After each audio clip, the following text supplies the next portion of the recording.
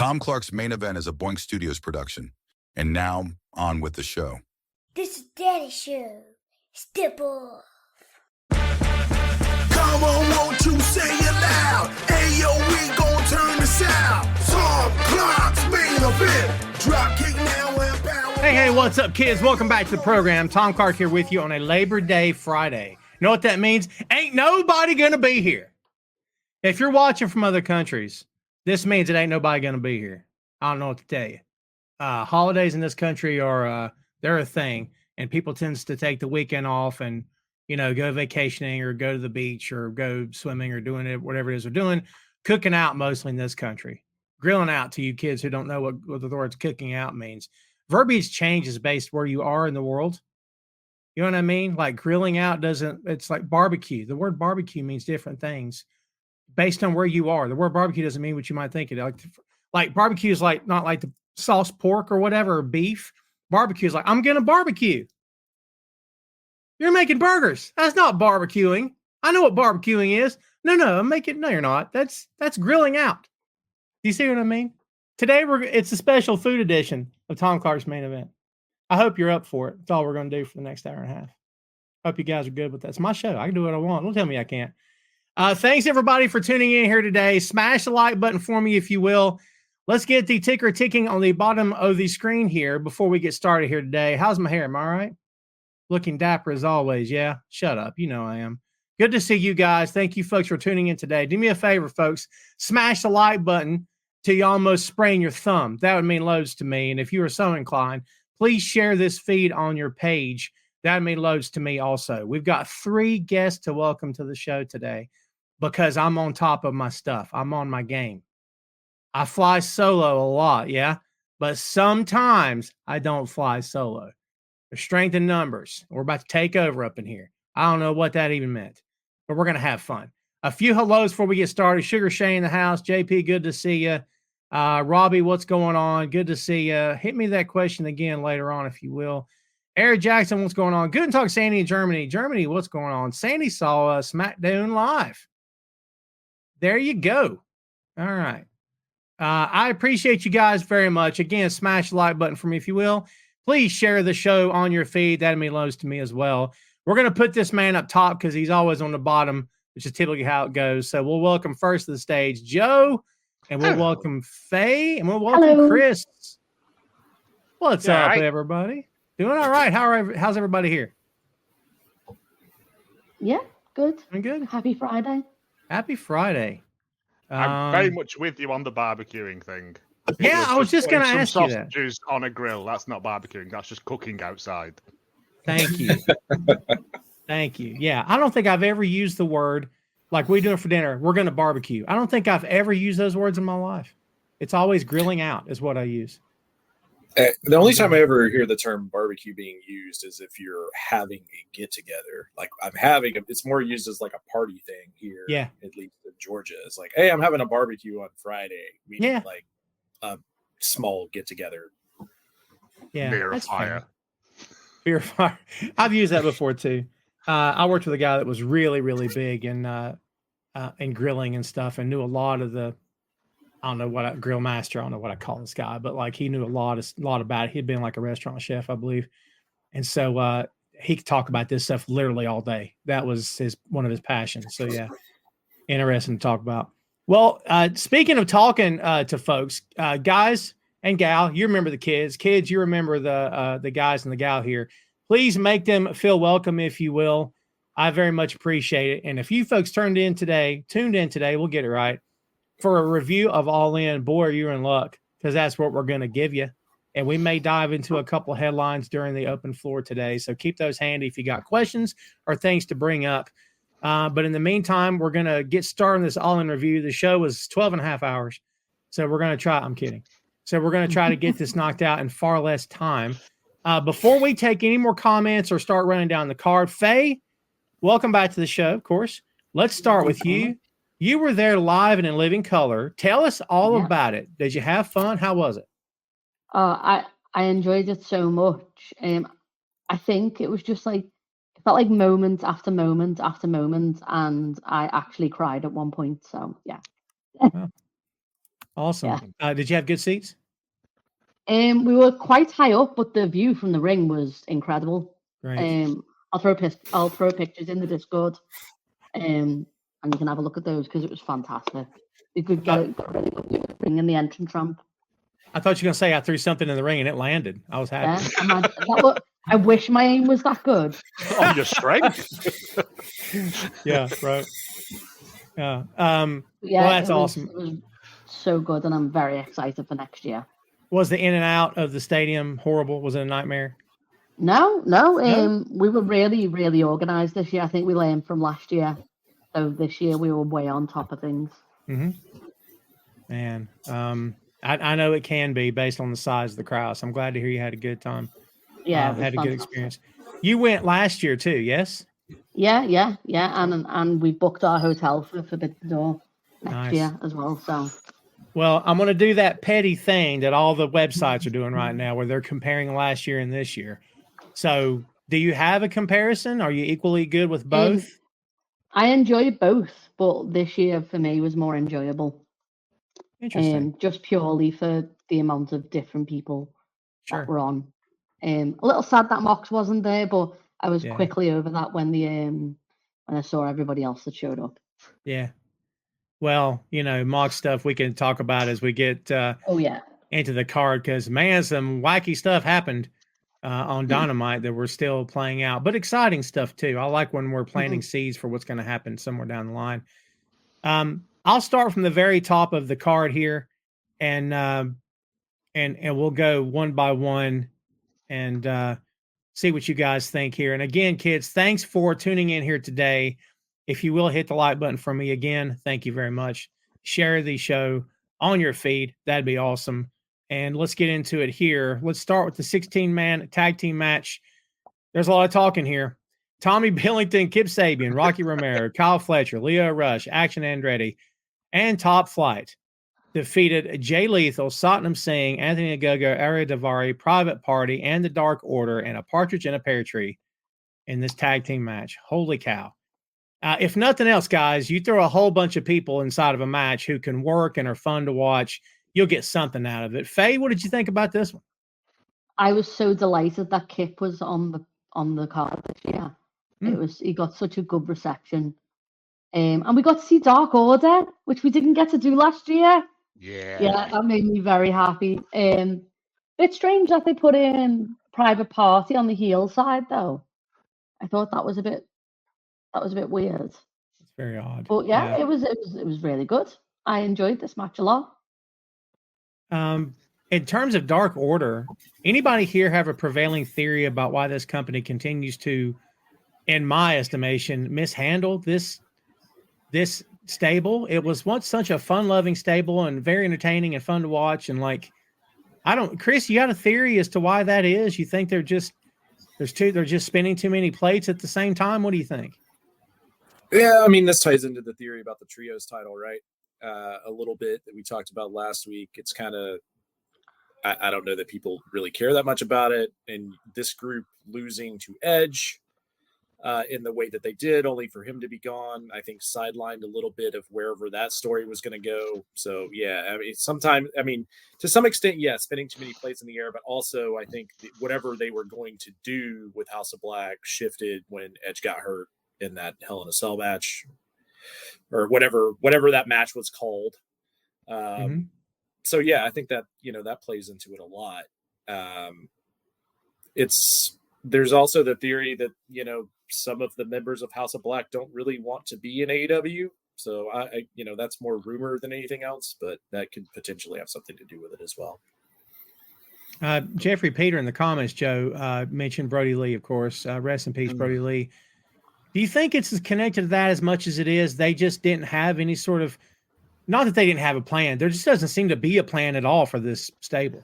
I mean, do you remember when Dark Order first came in with all the creepers and stuff and all that, and it was fun and they were a bit goofy, and then Brody came in and it got serious but still fun.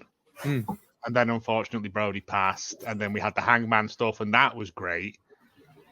And I just think that they're just there. It's like, just sling Dark Order out. They'll do something. And it's a shame because literally Dark Order are one of my favorite. I've always been one of my favorite factions because it is that thing of it's dumb as all heck.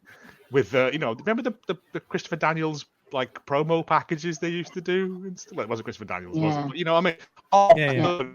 All lost ones, and you could send in a written application to join the Dark. All that. Oh, that was great.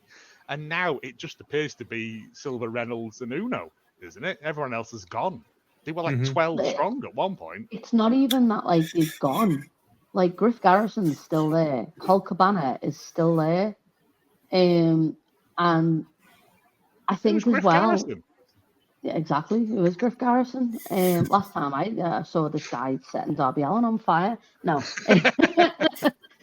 It's like the whole BTE thing as well. I was talking about this with my friend Nat the other day, and I was like, Dark Order were funny as a bit, but being the Dark Order is not nearly as funny as BTE was. No. And I don't think that's helped either. That's fair. So I do want to apologize because I kind of dropped in and came back in the middle of a question. I thought you guys were talking about the House of Black, not the Dark Order. So I will take that comment and use it later. I just assumed that your point that you wanted to talk about. Your point still stands though, because we've all heard that had they had their way, Malachi Black would have went back to the other company by now, but that there was no getting out of contracts at the time. And the moment Hunter took that company over, anybody that likes Hunter wanted to go back. And it's like, I can understand to a point, but maybe let things play out first before you decide where you want to go. Maybe that's just me. For the Dark Order, I just don't know that there's much of a place for that faction and what to do with them. If they wanted to build something neat, I mean, I don't know how much traction Ring of Honor still has, but it almost seems more like you kind of got to start a groundswell and rebuild that group altogether. Yeah. Because right now they're just kind of treated as undercard guys. They had it in Ring of Honor at one point though, where they had that great feud with the Righteous, and then that didn't go anywhere either. And that feud was fantastic. It was like Colt versus Colt. Colt was. Yeah, it just feels like they never know what to do with them. Yeah. Well, they did something with Evil Uno like a little while back, but he just ended up getting demolished, right? So I feel like that's indicative of how they feel about that group in general. And for some of the guys that are a part of that, maybe a part of that group still, because it's still hard to determine who's in and who's not in, because that group's kind of been, like you said, some of those people haven't been on TV, like Griff Garrison, for instance. Is Griff Garrison technically part of Dark Order? Yeah, he joined. Oh, I must have missed that second when that happened then. It was in BTE. It wasn't actually like... I know Colt was there, but I think it's just those three. It's Silver, Reynolds, and Uno, I think, is the only Dark Order.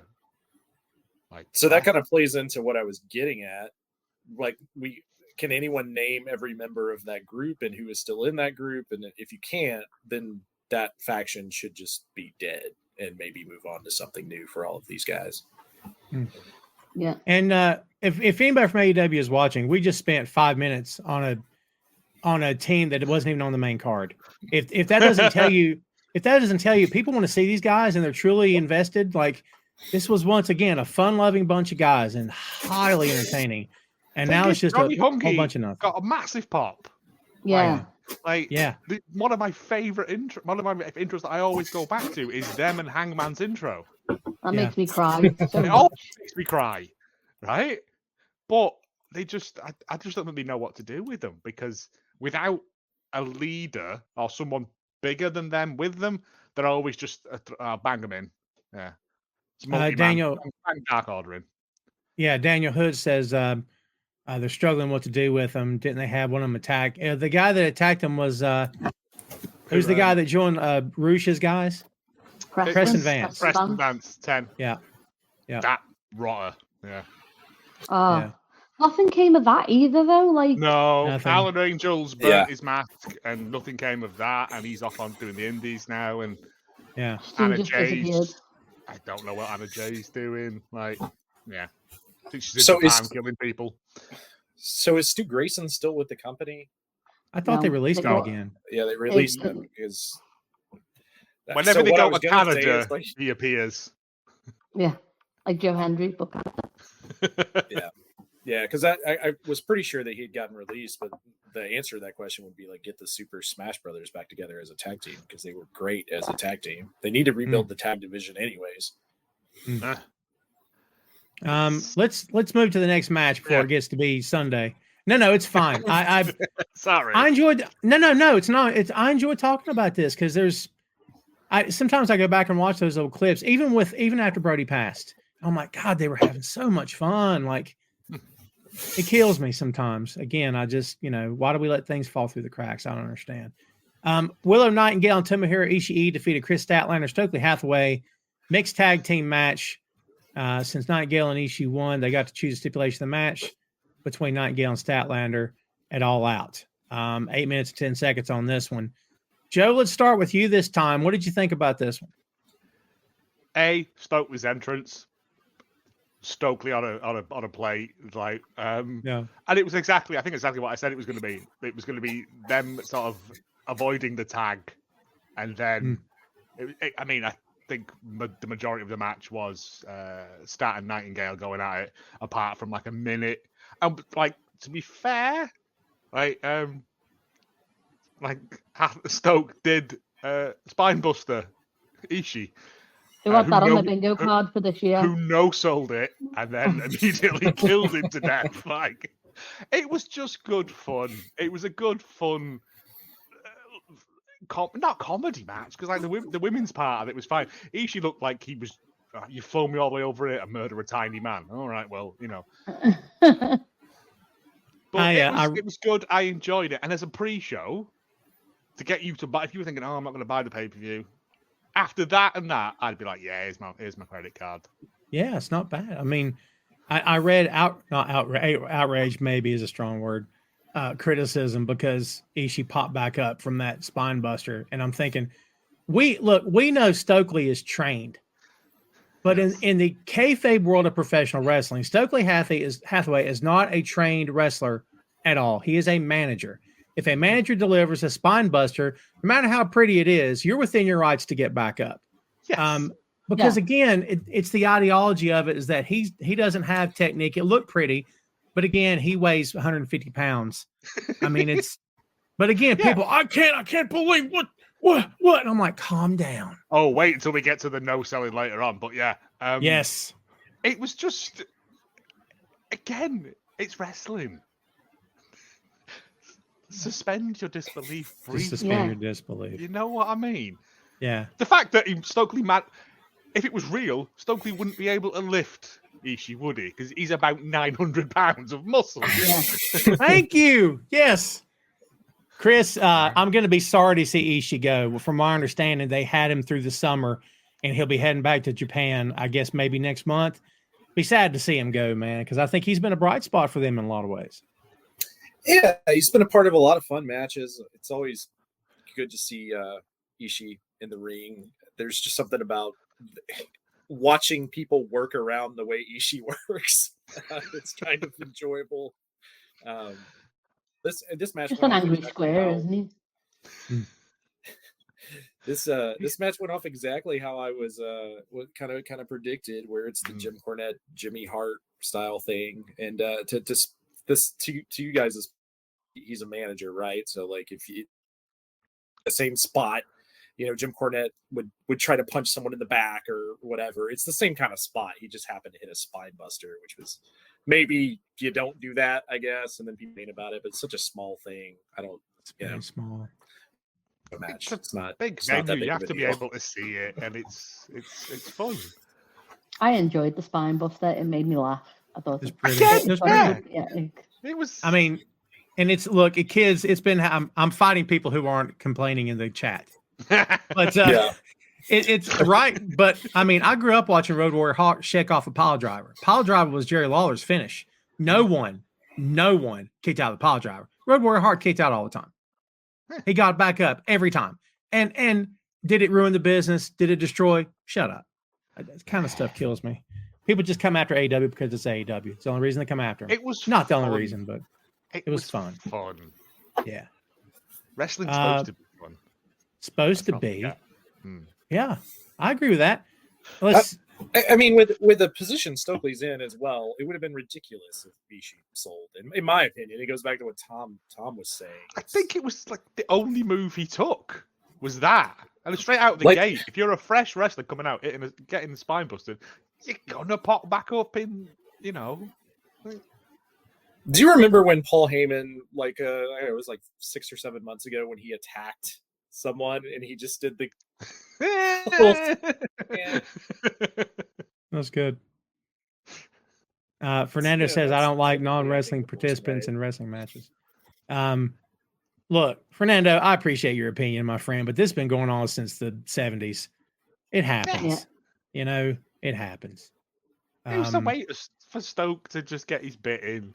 And Sure. like I said, if you go and watch, like, there's Stokely versus Orange Cassidy over custody of a bag that's like a cinematic match. It's a tremendous match. Like, it's just he is trained. He's not like Sure. yeah, but Let's see. Next on the it's been card. too long. This is the undercard still. No, it's fine. We'll burn through some of those main card matches because no, I'm kidding. 10-man tag team match. The Von Erichs. That's Marshall and Ross to you, along with Sammy Guevara and Katsuyori Shibata. What an odd combo. And Dustin Rhodes defeated Undisputed Kingdom of Taven and Bennett, and then Cage of Agony with Bishop Khan, Brian Cage, and Toa Leona. I don't know whose idea it was for two different guys in this match on opposing sides to be dressed as Wolverine. Battle of Wolverines. I know it's all, none of it matters because none of this is real. But again, it's one of those weird little minor moments, and I'm like, none of y'all could have collaborated. None of y'all really knew. Come on. It's I pure don't know Sammy. Brian Cage has had Wolverine gear for a long while now. Yeah. Good point. Good point. Yeah, some Well, might say he's had it for too long, and it's kind of annoying when he wears it on every appearance he has. I mean, would you rather that or him come out covered in tinfoil? You know. Yeah. I'm not going to tell Brian. Brian. I'm not telling Brian Cage can't dress like Wolverine. That's entirely that man's decision. Have you seen that man's neck? Oh, what little of it he has? I'll tell him. Sounds like a good way to get money out of Tony Khan. Two set squares for shoulder muscles. It's weird. Faye, is Brian Cage one of the most underrated big men they have? Because I've always thought he's good. He's good in his matches, but I don't know. I'm not sold on Brian Cage, and I never have been really. Yeah, like I understand that, like, why he's there, but yeah, I just doesn't. He doesn't do it for me. Really, I like him. I think he's always been very athletic, especially for a guy his size. And he, you know, that weird stuff was happening with him and his wife a few years ago, and he was complaining all the time online about the company or whatever was going on. That was weird, but like, I like the guy, man. I do. One of my favorite matches was the Team Taz versus Darby and Sting cinematic one. Like, he's a monster of a boy. He can't talk, but yeah, I think that's what it is for me. Is that, like, he's just a bit of a vacuum when he speaks. Just don't let him talk. Then that's why they gave him Taz, weren't it? And now, like, if they're putting him with, say Cage of like. They can't. They're really. all like quite like they're not talky either. Yeah, just have them. That's why it worked with Swerve, because Swerve was the mouthpiece. Yeah, but it's the thing, AEW don't really know what to do with big fellas either. As someone's just put down, where's Wardlow? Like, yeah. I mean, Brian Cage is. Are we considering him a big man? I mean, he's big, but like he's not. I don't know. He's not. He's not as big as some of the other people they have on the roster. I would consider you him chant like me? Like height wise, that's the whole Wolverine thing. That's why he's that is the Wolverine thing. Yeah. My biggest thing with him if is you ran into someone. That's the thing. Yeah, I guess my thing about Brian Cage, and it's more he plays into other people's matches too much a little bit, and then he does a bunch of high spots that I don't necessarily think that he needs to do. His run in TNA, as far as his mic work and stuff, was not that bad. But in A, I haven't really given him a chance to have any kind of personality whatsoever that I can think of. Like, they've not given him a chance to have any kind of breakout moment. So he's kind of just a guy there to do do those couple of spots. Yeah. And he put Tessa Blanchard over for the world title. It's Yeah, I don't great, judge. Great decision on TNA's part there. when she I don't just judge, got but title like to Mexico. yeah, well, and on top of that, look what she did with it. She did nothing with it. She went and screwed up and showed who she is, and that's another topic for another day. But yeah. Big fan of I- Kevin Von Erich putting his sandals down the back of his trousers as well before he goes and has a fight. Can't lose them. Got to be sure you know where they are. Mate, they're from the hotel. He's going to get charged for them if he doesn't put them back. Yeah, supposedly he never has shoes on. That's a thing for him. None of them do. And I'm like, have you learned nothing from your family heritage about weak ankles? Yeah, well, that's why Miro started wearing boots in WWE, right? Because he broke his toe in a match or something, and it's like, that's enough of that. That hurts too much. It's ridiculous. Yeah. Well, as Kevin Owens said when he fought Matt Riddle, I'll just stand on his feet. And he did. And I was like, there you go. There you go. Yeah. Yeah, Brian Cage to some extent runs into the same problem that Wardlow and your Lance Archers of the world runs into. AEW just has a problem with booking those guys, regardless of how good their matches are when they're put in there. I love Lance Archer, and I wish that they'd make him like the first boss when you win a belt again. Yes. I missed that. Yeah, I missed that. Like MJF never got that. Give me Swerve and Lance Archer, please. Give me. I think that happened, didn't it?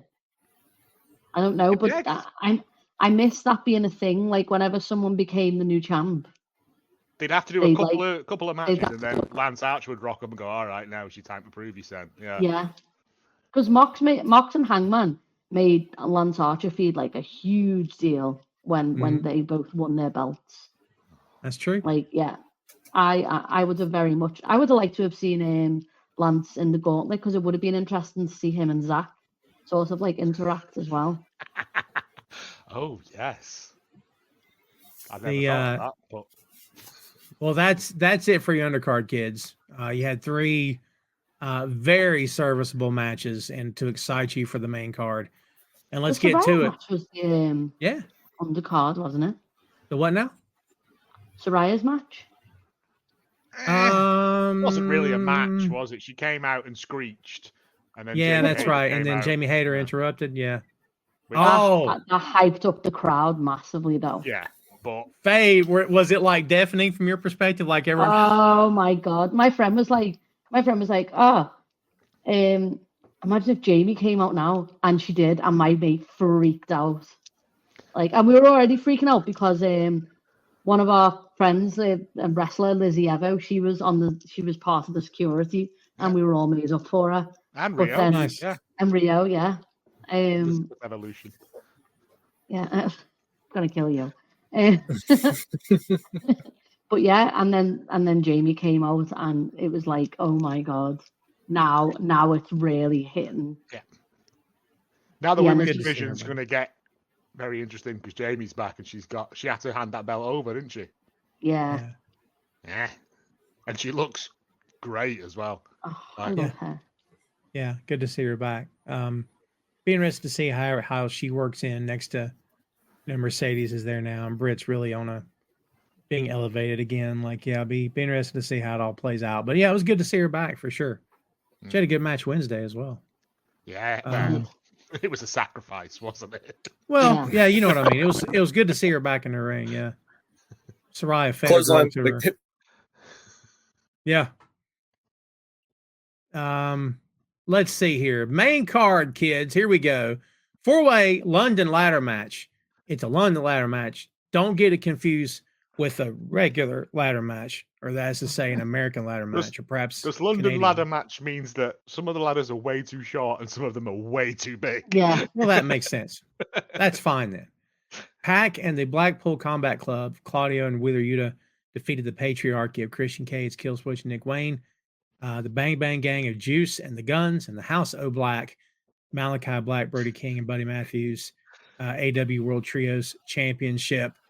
And you know what? We'll get there with the Danielson thing, but I'm gonna go ahead and mention it right now. When that match happened in the end, and they're out there selling Claudio, and Pac's just like standing there looking around, like, "What am I doing out here?" That's freaking. I love that so much. All I could look at was him on the screen. Have you not seen the little clip where Danielson's kid runs over to him, and he's got him, and he's like he's going to do the Tiger Driver on him. No. And Pac's just laughing, but you see him covering his face because he's that's supposed to be like wonderful. he's supposed to be Pac, like, but you Yeah, can't yeah, help it. He's having such a fun time. Yeah. He's like, where's Waldo? But you see him. It's like obvious, but he's just right. He's just like, I don't know. One of these things, not like the other. Look for You know what I mean? angry, scowling triangle. Yeah. Yes. Oh man, I should have saved that. It just cracked me up when I thought about it. I did like as well that the intros were in the buy-in. Yes. Started bang on the money. I like that too. Again, if you're hovering over that buy thing on your phone, you're like, screw it, I'll get it. Yeah. That's Oh, there's Christian. Oh, there's Neville. Oh, yeah. Yeah. It's smart. So what do we think about this match, Chris? Heck of a way to kick off the main card here, yeah? Yeah, it was a really fun match. As everyone knows, I'm kind of getting a little tired of ladder matches and trios matches, but That's this why I one started was with you. I think it was well done for the most part. It was entertaining for sure. Yeah, I agree. I thoroughly enjoyed it. I continue to ask why the Bang Bang Gang doesn't get more, because I just love them so much. But it is what it is. Some might say it's because they're stuck in the trios title division. Who would say that necessarily, Chris? Chris, me, you okay. last week. Yeah. Did I? I slept since then. I don't recall anything. It's one of those. It's the trios until hopefully now something might come of it, but I'm not holding my breath. I wanted it for so long. Yeah. And Some fun spots in this one too. Faye, how did this get over with the crowd? I mean, I'll name a point later on when I felt like it sounded as though things started to change in the crowd's momentum, but it didn't for this. Of course, this first part of the card. What'd you think about this match? It was really good. It was nice that Pac got a really good reception, which was lovely. I really enjoyed seeing Bang Bang Gang and Juice just being a feral dog person. It's so good. Oh, it was so good. I'm so sad that they didn't win it. Like, I felt like they got cheated out of the trios a bit. And I felt a bit salty about the whole like ROH thing because they took the AEW ones off them because they didn't have the free bed rule. The ROH ones have had the free bed rule previously, so it didn't make sense to take them off them. Oh, whichever. Yeah, it was really fun. There was some really good spots with Brody. Oh, and everyone barked all the time, and we all lost our voice because of it. Like, it was like, because we were really high up, our section was quite quiet, and then there was like me and like my three friends and my son, and then like these guys behind us, and we were just like being as loud as we possibly could. And our voices definitely paid for it the next day because of Brody King. I'm sure. Or Brody barks and you have to. It's the rule. Oh, of course. He might cross-check you into a railing. Exactly. And nobody wants that because that literally is the worst move in wrestling. It just looks like there's no way to not make that hurt. It's like the whole V-trigger thing as well. Like, there's moves that like you can't protect yourself from at all. Yeah, but it's You a just man take that it. weighs like it's like someone throwing a wardrobe at you while you sat down. It's just not right. It's crimes. Ray asking if Pac is a BBC or BCC member. They didn't officially induct him, right? He's just but Blackpool Combat Club. That's it. Yeah. He's Utah's pet dog, I believe, isn't he now? Well, I mean, he's technically there's no more Dark Triangle, right? That's the general assumption. So he was slotted into I BCC. read somewhere that this was supposed to be Pac and Death Triangle. They were due to win this here, but turns out the Lucha Brothers are probably not stopping around. So it did feel a bit like get Pac out, get BCC out, put it on them when it could have Putting gone an either way. English person in Blackpool Combat Club's a good idea as well. He's the only one that knows good points of Blackpool on a map. Yeah. I mean, Penta posted on his Instagram that he'd signed with WWE, but I don't know about Phoenix's status currently. If one's going, they're both going. Yeah. You would Phoenix assume has so. had a lot of injury though, hasn't he? Like so. Phoenix Yeah, did, yeah. But It's a show of goodwill. You just be Yeah. like, well, what are you going to do? Make him sit in catering? Like, Yeah. let him go. Let him go. Just So- let him go. I've kind of talked about this in the past, but Juice has been such a standout coming from AEW, which I did he's not. fantastic. Out of him and Jay White both getting signed, I thought Jay White was much further along.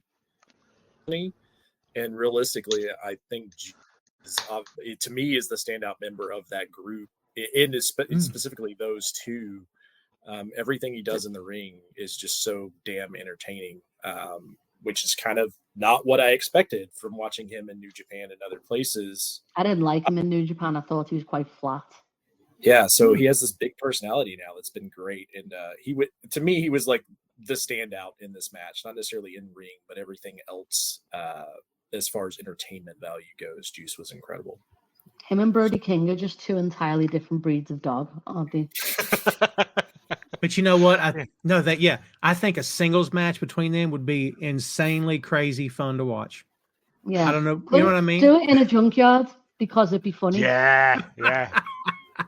Or do it in like a dog adoption center, and if you adopt a dog, you can pick a weapon or something. Yes.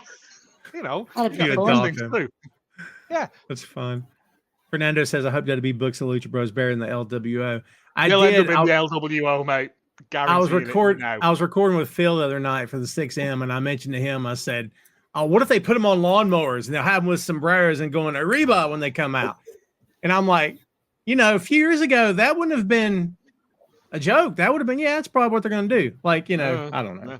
Maybe not. They'll end up in the LWO. I guarantee it. With Pentagon, I'm assuming that he's going to start out in NXT, and they're going to do something similar to what they did with Karrion Kross or any of the characters that they've built like that with Pentagon. So you'll get more of a Pentagon Dark, would be my guess. I don't know. I heard that they're just going to drop him in. If they both go, they'll just drop him into the tag division straight out the gate. It's 6 one after the other in it. Like it's I prefer Pentagon Dark. Yeah, but. Yeah, I mean, well, if they're going to be a tag team, that's good. That kind of shows that WWE is trying to put effort into their tag division, which is not a bad thing. No. The next match, kids. If anyone on this panel or in the crowd watching right now or after the fact says to me this was their favorite match, I'm okay with that. Mariah May became the new AEW Women's World Champion against Thomas Tony Storm. Faye, how was this received live? What did you think about this watching it in real time? I was shocked that so many people were booing Mariah. Like, 'cause in my heart of hearts, I love Mariah so very much. And I think for me as well, I was speaking to my boyfriend about this when we were watching it, and I was like, I waited for months for Mariah May to come to AEW, and I was like, she's coming. She's going to arrive. And this felt like it was a gift for me. It was delightful. I loved it so much. Yeah. I It thoroughly was enjoyed this. Like I thought it was excellent. Yeah. Joe, what'd you think?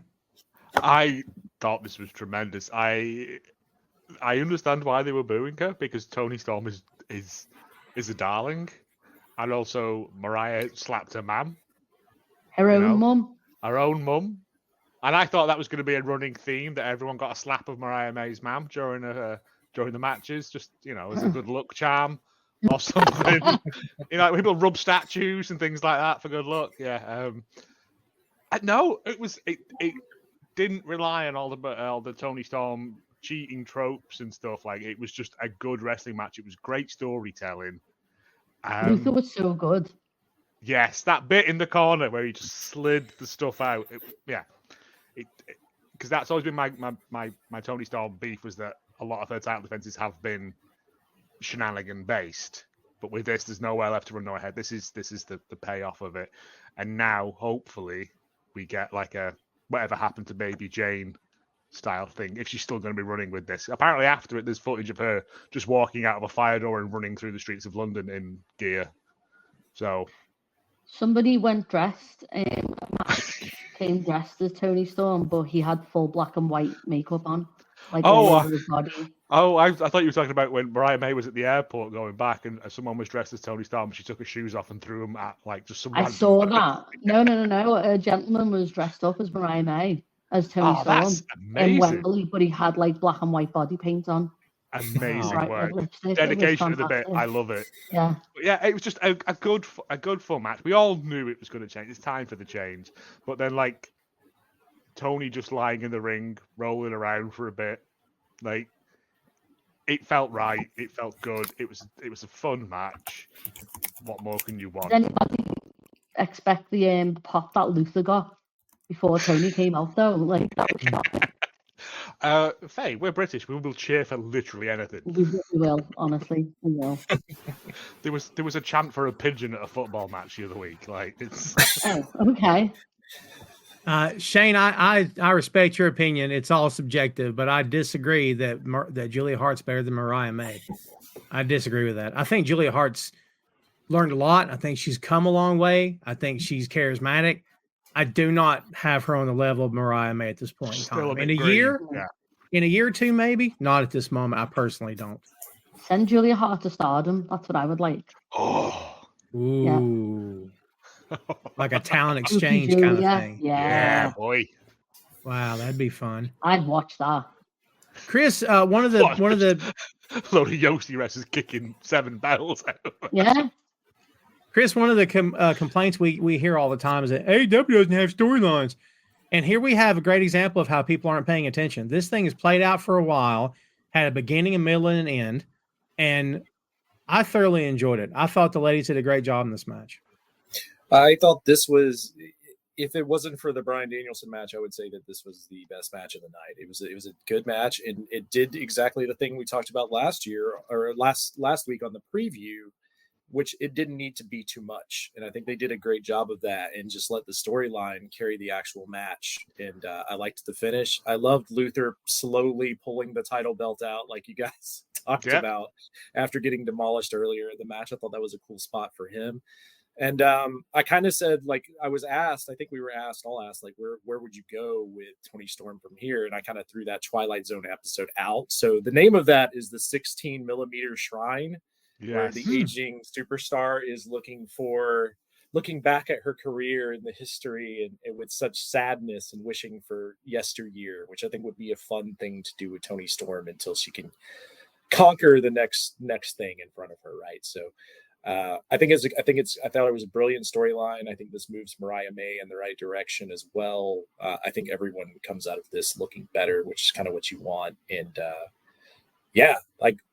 from a storyline standpoint and booking and putting on a wrestling match based around the booking and what the outcome should be, I don't know that they could have done anything any better with this. I thought it was great. And that's part of the reason I almost would put it as best match of the night, because it actually, Bryan Danielson's storyline is a storyline told over 20 years. Yeah. It's kind of hard to call that a story. There's no comparison, really. Yeah. So it's, but outside of that, it was, in ring, I thought in ring, it was better than the Mercedes Moné match, which we'll talk about a little later. Yeah. So that's the other thing, but the emotional storytelling part of it kind of stood on its own, which, like I said, when we previewed it, I kind of thought that was going to be the case. She was on Faye. Mariah May was on the first Soft Pro show. So that's 2 years ago? And now she's headlined Wembley and won the AEW belt. That's princess. I love her. Wow. Yeah, they delivered. They both delivered. And I kind of feel like that little spot on the ramp with Shivani, with Mariah May, in that moment that she's all in character, like, I already knew that she was fine, that she had it. That little spot on the ramp, for me anyway, is like, man, I really like her. I really like her. Like, it's real hard to get out from behind Storm Shadow. Hey, there's a subtle G.I. Joe reference there for you. But I think Mariah May is going to be just fine. I think on her own she'll be fine. She's great. And that's what you want out of this kind of storyline, right? This was built to get the rub from Tony Storm to Mariah May, which they did. Like, that's what I'm saying. Everything about this was executed as good as you could hope as a wrestling booker. So, I said you're going to get now. You're going to get now Tony Storm possibly in a wheelchair doing the whatever happened to Baby Jane thing. Like Maria says, unhinged Tony is going to be fun. More unhinged Tony. Yeah. But yeah, and that's what you're going to get. And she's just going to be like stalking Mariah. She's not going to do anything. She's just going to be watching her. Yeah. Like, I think that's I'd like what to it's have. gonna be. I'd like to have just completely incoherent promos where she's referencing stuff that happened in the 20s or 30s, as if she's losing her mind, slowly losing her mind, and her lipstick needs to be crooked. You know what I mean? Again, this is not a million miles away from where we were anyway. Oh, that's Yeah. fair. Yeah, it's not much. Not much As it away. was all based on classic cinema. I think that's the plot that they're following. Yeah, definitely everyone check out 16mm Shrine, and that would be I did look for it, but now I know the name of Solid. it. I'll dig that out. Yeah. We're gonna go to Chris's favorite match. He was kidding about that Tony Storm match. Chris's favorite match was Hook defeating Chris Jericho in a last chance match for the FTW Championship. Had Hook lost, he would have never been able to challenge for the title again as long as Jericho, hi guys, was champion. Ugh. Chris, you loved it. We're gonna let Chris have this moment. Go ahead, Chris. Tell us how much you love this match. I didn't like it. I thought it was the worst match on the card. Love the I'm Taz. so disappointed right now. Ooh. Taz popped the crowd. The Hook suplexes looked great, but we kind of thought they would. So I don't know. I'm glad it's in theory done. It's not. It was They had a cool. match this week, didn't they?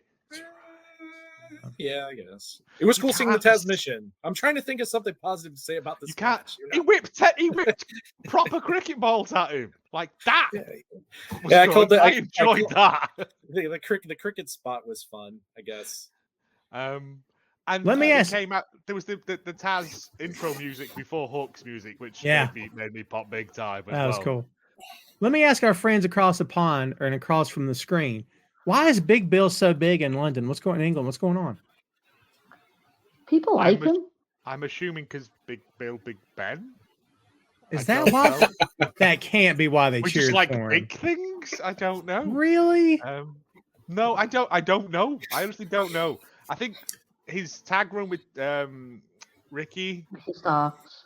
was good and like made him do something, as opposed to just being a big man who came in and like, you know. Yeah, he was quite eloquent on the mic when he was with Ricky, wasn't he? Like, And then he did those presses where he talked about like his past and his problems with addiction and stuff. And it's Britain. We like a broken horse. You know what I mean?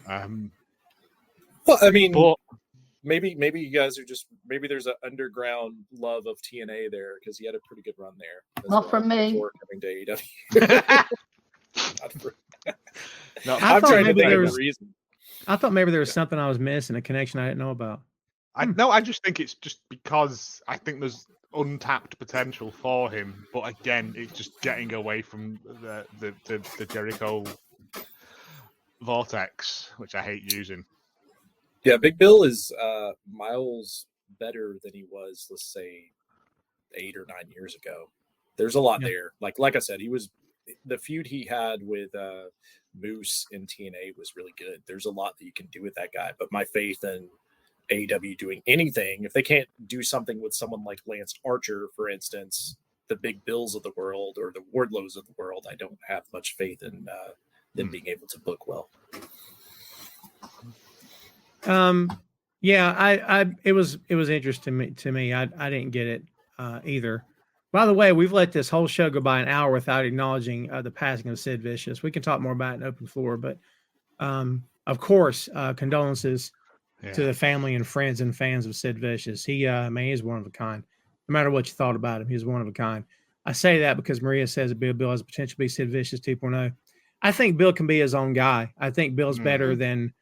I think Bill's maybe better than he has any right to be, considering at one time the other little dude that was with him just about destroyed both their careers because of nonsense and shenanigans. So good for him for sticking with it, man. I think he's in a great spot. Like Faye said, he's a very good talker. He's very eloquent. He is. Yeah, Yeah. he is. Just Yeah, give him that chance. Yeah. Just I have agree with him and Brian Keith just yeah. turn on Jericho, like throw him into an actual vortex. Oh. Come on, special effects One can department, help. Like, right? And then he goes on tour with Fozzy for the 8 people that want to watch that, and like he just disappears from TV. I don't hate Chris Jericho. I just don't want him on my TV every week. Yeah, I mean, like if and I've been saying this for years with AEW, but if you don't know what to do with these big guys, put him and Lance Archer in a tag team together and have them just demolish people. Yeah. Yes. Oh, Like- yes. 100%. Yeah. that'd be fun. Just two giant dudes just whomping people.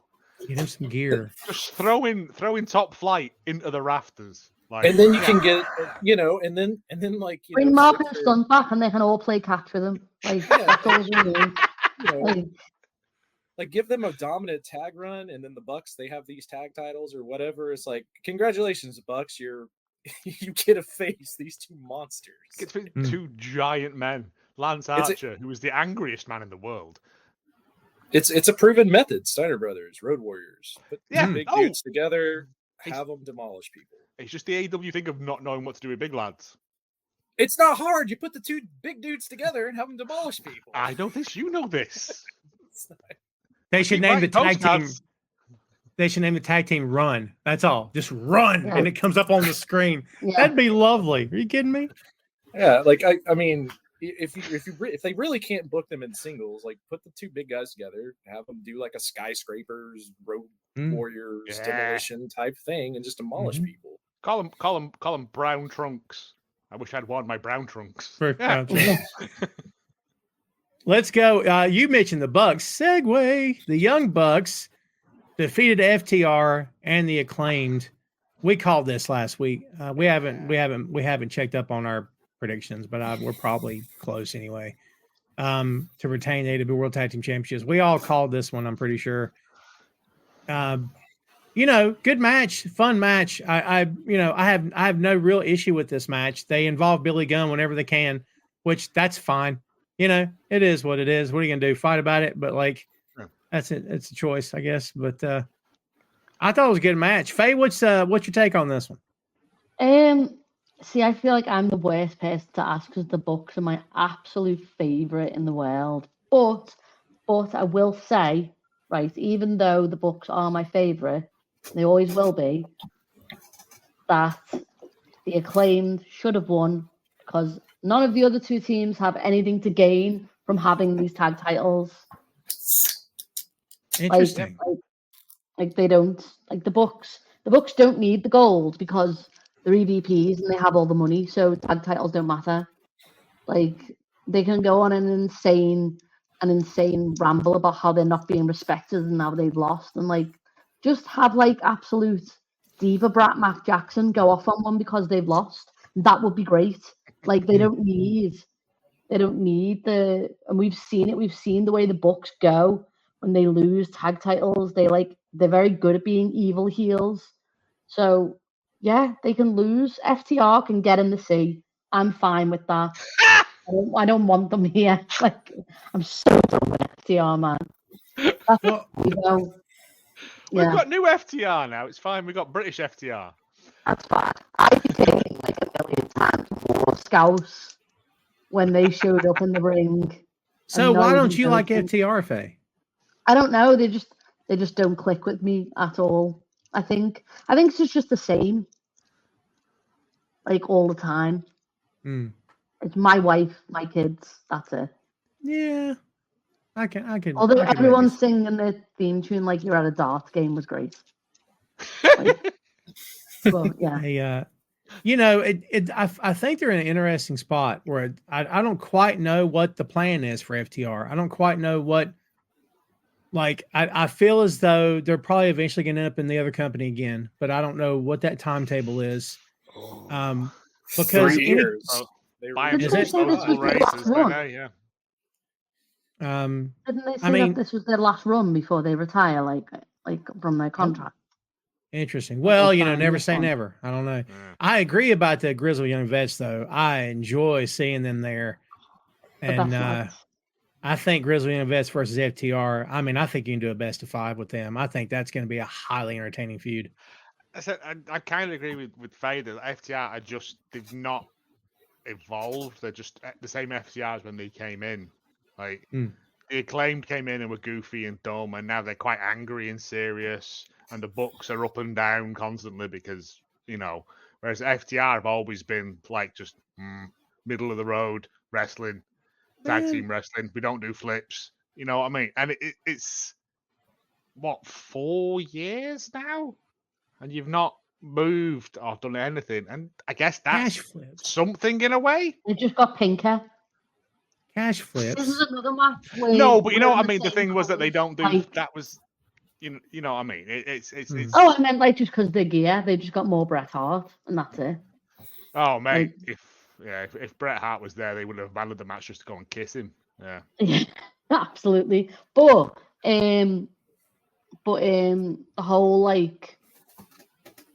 the whole Acclaimed and FTR both wearing the same color gear again. Yeah, see it wasn't there great, again. really, like I It's- think put the. I mean, put the Acclaimed belts had on it the belt. first. You know what I mean? Yeah, but still, Yeah. then the FTR should have wore different colors. Yeah, It's not I like mean- they've got an away kit, Tom. We discussed this on. Yeah, but it's still it's this coordinate your gear big. before you do rehearsals.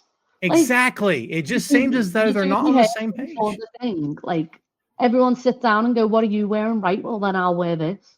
Not All the hard. time that There's not happens. a That happens fashion all the time. montage backstage. But like, Well, maybe oh, there like, should be, and maybe It they should put it happens on all- YouTube. well, Joe, it maybe happens we can all the make money time. from this. We can make money from this. It happens all the Right. time. It does. It happens. It's like, what do you what? Yeah, for sure. Like I that would was the watch problem. I also Make them kind of think. thought, but I don't know whether that was kind of a thing of them against the Bucks as a unified team. I don't know.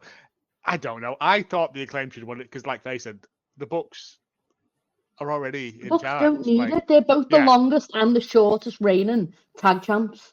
The Bucks Yeah, don't so- need it. Are they going for the most, right? They're going to lose it and win it back, and they're going to do Charlotte Flair all over it. Like it's They don't need it. I mean, it's fun when they win it because I love an evil young buck. They're great. FTW Whoa. should push former male models. Yep. I love Yeah. those two guys. Oh, they're so good. I Put didn't them know I on was the gonna like Vessel them. MXM. I That's love all them. we need. I love them. Chris, you're an old school guy like I am. What do you think about FTR? Is everybody right in that they should tweak their gimmick? Should they update? Do you think they should stay the course? What's your take on that? I mean, what's the gimmick? Just wrestling the Bucks? That's all they've done for the past. Well, I don't mean angle. I mean in terms of their old school, they're pounding ground, they're not showy. I don't know. No, but You I think mean, that should be so that- tweaked? So that's the hard thing about saying they should be tweaked is they aren't on television enough for me to say they should be tweaked. Like Hmm. what led into this match? What was the buildup of this match? We got 3 tag teams. That's the buildup. Hmm. So I can't FTR say felt that very forced into this angle for me because they just suddenly arrived and were like, all of a sudden, we're going to be in the tag. And it's like, why? No one asked you to. And like, there's other people here that are tagged that are wrestling. Like, it should have been MXM, really. MXM and the Acclaimed and the Young Bucks, or MXM Yeah, and the so Young it's Bucks. so it's impossible for me to say FTR is boring when I think that they've had the best tag program that AEW's ever had, which was with the Briscoes. And if you look at the packages they had with the Briscoes, they were not boring. Like that's personality. If you don't give them time to show that personality on TV, it's hard for me to condemn them as a tag team. The problem is FTR versus the Bucks as a feud is stale. And they haven't rebuilt this tag division because, like I said, this goes back to the trios theory of if you get rid of that belt and you have those tag teams actually be tag teams, maybe all of this means a little bit more. I tend to agree with Faye. I think the team that would have gotten the most out of this winning would have been the Acclaimed. Also, shout out to Max Caster for making the Bret Hart in your spank bank joke on his promo to the ring. Also referenced the EDL, which I thought That was was a bit on the fantastic. That nose. was the best. But, yeah. That was the best. It got such a good reaction out the crowd. Like everyone. See, I had to pause it and rewind it because Aaron was talking and he was like, I don't understand what they're saying. I was like, shut up and I'll translate.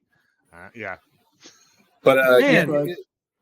FTR's, I think FTR's right where they need to be. You need to build up some other tag teams and put them into something meaningful for their gimmick to, I would go the other route of I'm tired of the Bucks. So me and you're gonna fall out. The Bucks are in charge. Who's going to tell them not? Which is why they retain here, right? So the idea is that they're by them having the amount of titles that they have, it being EVPs and collecting, this is all just leading back to Kenny Omega coming back with some sort of team. So that's why we threw out the predictions we did last week, because that's Do we not seemingly where want they're going. Young Bucks and Golden Lovers too? Because that's what I want. Hmm. But I think it doesn't need belt round it. I don't think it needs any belt round it, that feud. It doesn't. Can Coda walk? That's the And Coda walk. Yeah, that's He the didn't question. seem to do okay at DDT the other week. Yeah, he was all right. Is he in better shape? Has he gotten back in shape? Yeah. Has he? I mean, he He did his own surgery, bless him. yeah, he had double. I mean, he it had double worries me. ankle surgery, right? So like that wasn't a joke. Like I didn't even know that he had came back to DDT because he had the following out with New Japan. I don't keep up with DDT as much as New Japan. So if he's back, Highly that's great. recommend people watch DDT, to be honest. If you can find yeah. it, it's worth watching. Yeah, it's just difficult to get. Okay, in the UK, so- maybe. DDT has done a lot to run off even diehard wrestling fans like me over the past 10 years with some of their stuff. So if they're more serious now and they're doing like actual wrestling and not sticking things up people's butts all the time. Oh no, they're still doing that. But that's mate. still doing that. That's why Okay. we like it. Yeah. So, We I call can't them see Chris Brooks in a bra anywhere else. We Like, call them Big I have to Bill. watch it on DDT. Again, there's different kinds of wrestling. There's fun wrestling and there's like silly wrestling and there's hey man, I horses get it. for courses. Yeah. yeah. It's all subjective. I cannot believe there's this much FTR hate coming from the chat. This is kind of surprising for me. Like, Don't get me wrong. Like I don't hate FTR. I just feel that everyone else in the tag division has moved and flowed, and they've just been dudes with trucks. You know what I mean? Like, yeah, they've mean- never varied from that, and that's fine if that's your I thing. I don't get the hate either, Tom, simply because I don't see that there's any other breakout tag teams in the AEW either. The Bucks were already established when they got there, and the things that they're doing currently haven't blown me away. They're not Stone Cold Steve Austin 98 or something. Is So, that well- part of their gimmick of they don't have to do that? We're the EVPs. We can stack the cards in our favor. But like, Like- I just don't. Yeah, so the FTR hate is weird because the thing is they're decorated champions in the same sense as the Bucks. So like, what are we talking about? We don't like their gear. Is that what we're saying by FTR? No. It's just in terms of like. This has gone on for way too long. Let's just move on. It's just that, like, since they came in, they've just been we're tag team wrestlers. We just do wrestling, and that's been their thing. They've never varied from that the entire time. They've been their personality, It's been honest character to me wise. since like- Collision as well. Since they got out of that program with Bang Bang Gang, which was amazing, by the way. I really enjoyed that match. But since then, they haven't really recovered from the whole Punk thing. And I think it's hurt them a bit. I think it falls more in line with what Fernando said in the chat, which is that people love FTR. They just want to see different tag teams in the mix, which plays into what I was saying. If Okay. you're only I mean- facing the Young Bucks, you can't show any. How many times can you say, I hate the Young Bucks? If you're the only two tag teams wrestling, then yeah, it's going to be hard to have any kind of personality. Around coming Faye, through that. you can say it once before you see well, look, the floor. Yeah. let me You're put a lucky bone. you're on the other side of the pond. That's all I'm saying. Let me try to put a bone on this. Maria just said we're not hating on FTR. We just want to see something different. CM Yeah, I Punk get hasn't that. changed. Hold on. CM Punk hasn't changed the gimmick in 15, 20 years. And he's over. He looks identical to what he did when he left WWE. It can't be that. He's got the same promos, the same moves, the same lines, the same smirk, the same tape drip. Nothing's changed about CM Punk. And people blew the roof off that building when he came back to that company. So, Maria, I love you. I don't get what this means. What does it mean that they need to change? I think it's have you that. not seen some of his promos recently in WWE where the crowd is dead because it's the same old shtick over and over. That's and over. that's nothing to me. That can vary from town to town. I mean, okay, I get you but- that. you know what I mean? That's Like, my one of only the- I point mean, is, yeah. I was going to say, my only point is to you, Chris, like what you were saying earlier. What exactly needs to be different? Like, I think it's a matter of they need to be on TV more and have something substantial to do, and they have nothing. I will agree with the Maria. They just need to be against different people. I don't need to see another Young Bucks FTR match. Right. That goes back to the tag division in AEW in general. It needs to Move on. You got to build it back up. Build it back up, and FTR will be fine. And by the way, and maybe do a promo where you don't mention your wife or your kids. Yeah, mention about how you waved a gun at a dude. Yeah. Do that. Maybe. I didn't get the Wheeler's got a gun chant this year, and I know how. This is this is what happens when you start a wrestling company in Florida. I don't. To be fair, I'm surprised there wasn't worse. I mean, like, he waved an alligator at him. It's a 45. It's a 45 on the pole man match. Continues. Yeah. Listen, we'll wrap this up with it. Ray says, "Sorry, Grizzled Young Vets not champion material." Ray, I'll give you a moment to come up with some ridiculous answers to why you believe that. But in the meantime, kids, everyone watching, smash the like button for me if you haven't done so. You have plenty of time. Don't be telling me you ain't had time. You've had an hour and almost hour and a half. Don't be telling me you ain't had time. So smash the button, please, and thank you. And Ray, as you're attempting to answer that ludicrous statement of yours, we will move on to the next match. The Casino Gauntlet. I discovered in the end why I have so much. I didn't really have a beef with this. It was a fun match. We saw the debut of Ricochet. Freaking Nigel McGuinness returned. That's all that matters. That is all that matters. Yeah. That was the best thing. That made me cry. My friend was like, "Are you okay?" And I was like, "No." I was in tears. I was overcome with emotion. It was great. Isn't it fun how Danielson will not acknowledge him publicly? Isn't that wonderful? To this day, you won't even mention his name. Like, what are we doing? Nigel's taking that belt off him. Nigel McGuinness's sock puppet that he uses in his magic shows is called Brian Danielson. He uses so many things in his magic show. He has a magic show? He's a magician. He's a full magician. I didn't know the night this. Before All In, he did an on-stage proper magic show. Not like with women and art stuff, but like comedy and talking and close-up magic. Cards. Yeah.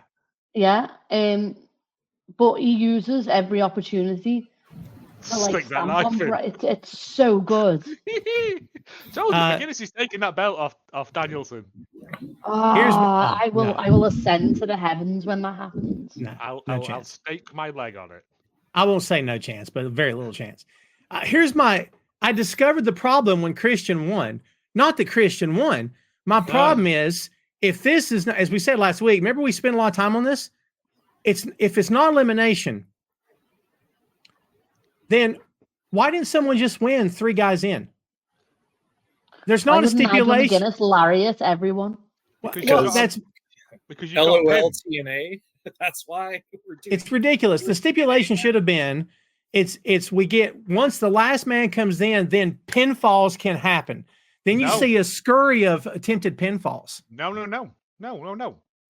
It makes sense. First, no, it doesn't.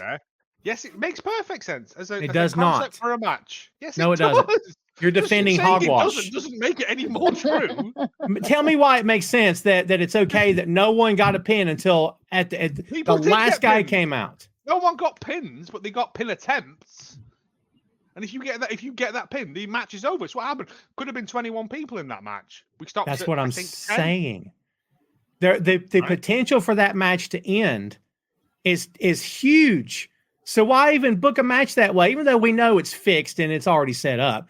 The point is, why even book a match where you can end at any moment it wants to? I don't. It's got the pressure, the overlying. That's the point of the match. Is that it could end at any time. Hogwash. But you know it's not going to end at any time because it is a surprise entrant match. It's not going to end at any time. Come on. Yeah, but that's just like a rumble. You know you've got 40 men to get through, so you know you're going to get surprises in there. But as soon as it gets down to the last 4, you go, "Well, I'm here for 15 minutes now, aren't I?" While they all do their bits, like doesn't matter. That's different. That's different because there can only be one person left. Whereas this one, anyone can win at any time, and that's the point. Make it more exciting. So to do it, next year, it needs to win before anyone else comes out. I think Bobby that'd be Lashley Did you not see awesome. like He's how Orange the Cassidy first won the guy number to one the spot because that could matches. possibly be the best spot because it's only you and one other person, and therefore if Yeah. you batter them in the first 3 minutes, the timings on this were sketchy. I will give you They were that. because there was like ones where it was like 3 seconds later, and we were all Yes, like, exactly. "What is happening?" Right. We But were if like, you "What?" batter them in that, then you can pin them, and then Bob's your uncle. Off you go. Bob's your uncle. So No one else that's- needs to come out. Sorry. That's the other problem though with the match itself is that if you don't set it, if you almost have to consistently year from year have someone win in a different spot to make this work, but they're using it Yeah. as the Does Royal that not Rumble. make that more so exciting it's for not. you? No, No. because they're using it as a Royal Rumble and not calling it a Royal Rumble. No, because no one's ever won this. I thing enjoyed before. it. We have immensely. casino battle royales and all of these made up Yeah. things. This is AEW's unique match. No, it's Hate not. it. It's a TNA match. Yeah, I It's know not it's a TNA match. good. Shh, we And don't it was talk about bad that when it around was- Faye. You can't talk about TNA around me. It's forbidden. Brings her out in hives. It's like Jeff Jarrett booked this thing. That's what it is. Jeffrey, look, Literally, Jeffrey says you have eliminations during Royal Rumble. It's not the same. The Rumble has to get down to one guy after everyone else has already come through. It's different. Faye, have I had a stroke? Is this? I don't understand why this is. I such a enjoyed difficult it immensely. choice. I Like, thought it was unbelievable, and it's the tantalization of what may Yeah. come. Also, Yeah. what is here already? Like, and you're already like, if these pin, are these guys just going to come out anyway and just absolutely flip out that they haven't won? Like in I'd my like- head, I was That'd be like, great. what if someone pins someone and then Hangman just goes off? mental. Yeah. Like, but see, you almost have to set it up like that the very first time you do that match. You need to So do it that- one You don't time. have but they to. didn't. You don't have to. There's always, and I love that about this style match, and I love these casino matches. I love the whole like, oh, it's like, well, anything could happen. I think it's that whole like, it could end now, or it could drag out, or that one person could end right now, and then there's like 20 odd people waiting in the back who are absolutely enraged about it. Yeah. And that sets up feuds further down the line. Like, I But was it next does- out. Like what? Like You have to do I would that, like to see. No, for that to be a thing, you have to. I- do, like, the I- first I- or I second time agree. you do the match, you have to do that finish because every year people are going to expect you to do.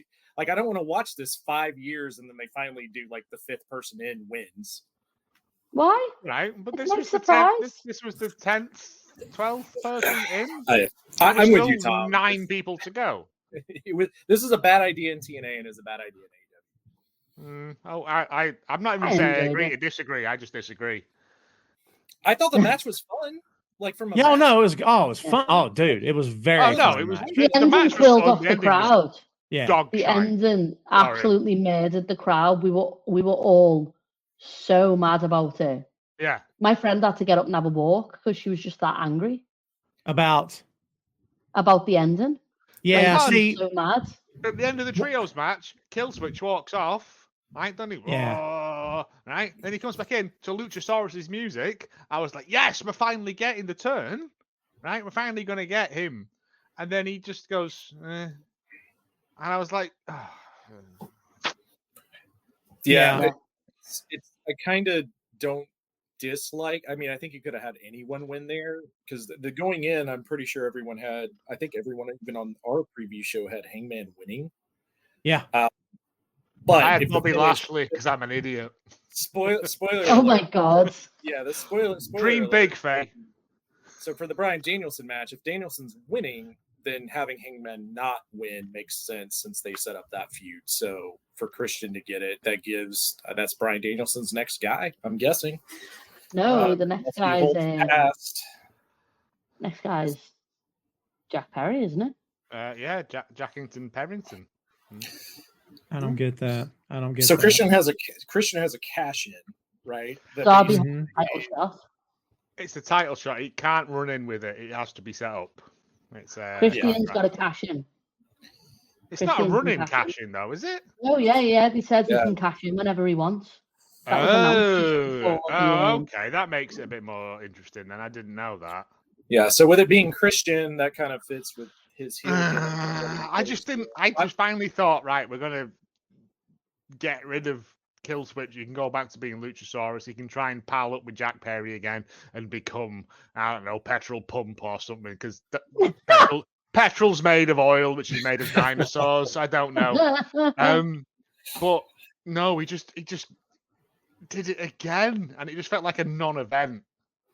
I don't get the Christian ending. It doesn't make any sense. I love Christian, by the way. I think he's done maybe the best work. It's a big statement. I think maybe he's done the best work of his career in AEW.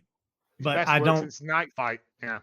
I didn't care for this ending at all. It didn't make any sense. Home, I was like, "Is Danielson got a dead dad?" And I was like, "Yeah, all right then, I'll take that." Where does Bryan Danielson's dad live? Oh, Christ, it's right near Christian's house.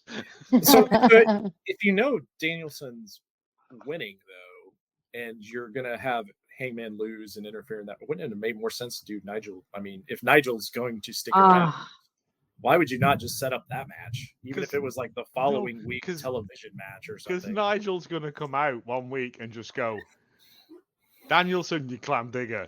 Me and you, come on. And Danielson will be like, yeah, all right, fair enough. One last time. Let's one last go around. And I'll be like, yeah, and I will explode. Yeah. Like, I'll just cease to exist. It doesn't need a setup. There's enough history there if you know it. Like, it's... Yeah. I don't even want it in AEW, though. I want it on a Burning Heart show. In the Olympia. I don't even want it on AEW. Like, I want to see it. One of those floating docks from Virtua Fighter 3. Like, yeah. Like, I don't even... This in my head, I don't even want this match in AEW. I want it on an indie show. If you're not going to build Nigel McGuinness on TV, then it shouldn't be a build to a match. To Joe's point, he should just come out and challenge him. Yeah. Oh, it's not that I wouldn't be happy about it. It's just for my own selfish reasons. No, I get it. Yeah. Like, So it needs to be in like the Wolverhampton Bowlerama upstairs or something. Yeah. Or in the Olympia in Liverpool, where they have that's too big. It needs to be like upstairs in above a pub. Put it in the sports centre where Soft Pro is. Yeah. Oh, mate. Yeah. Yeah. But yeah, there's. They're not. They're going to do it because it's of course. You know, I'd still like it for it to happen where I can like just for purely selfish reasons. Yeah. Yeah. Christian winning makes it a little interesting from the point that he still has a bitter rivalry with Jack Perry to some extent. Oh, that's happening. That's absolutely happening. And if you add the cash-in effect with Bryan Danielson, it does add something to that could be very interesting. Well, also the fact that Perry's going for Danielson now and taking his eye off the ball of that belt as well, off the TNT belt. And Darby has the shot as well. And Darby's got a shot as well. Like, there's a lot of moving Grand parts. Slam, which is like the end of September. If we get a 4-way, I'll be disappointed.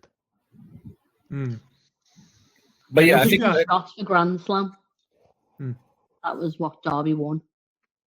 You got two or three. With Christian, it's interesting.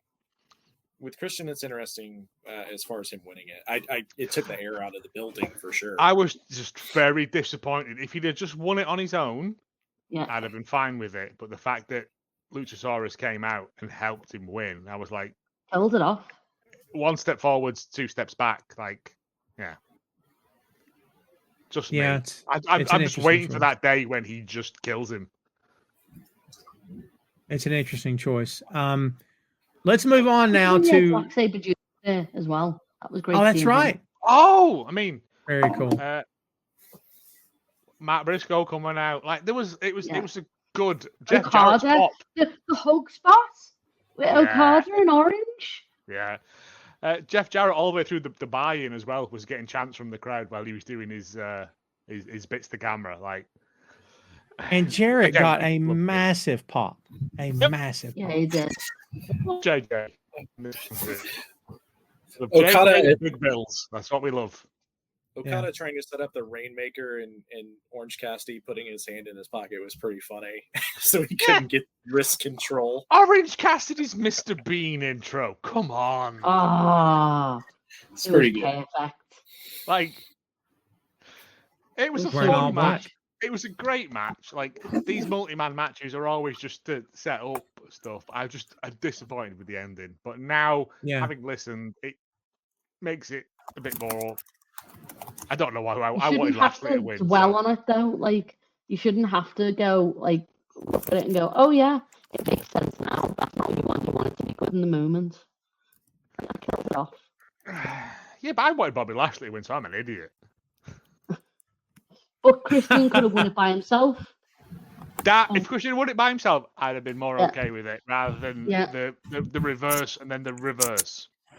So, well, again, despite what what our takes were on the format, it was a fun match. I hate that the ending completely deflated the crowd. I thought the air was taken out of the place after this match, and not because it was a bad match, but Ospreay versus MJF. To me, felt like after that is when I could tell a difference in the crowd. Maybe I'm wrong. Yeah. The Assassin's Creed intro really cheered everyone up. Yeah, which was amazing. Mate, you know what I really like is computer games in my intros and stuff. I enjoyed it. Yeah, like he's getting back, mate. He's making his money. Like I can't be angry, but also.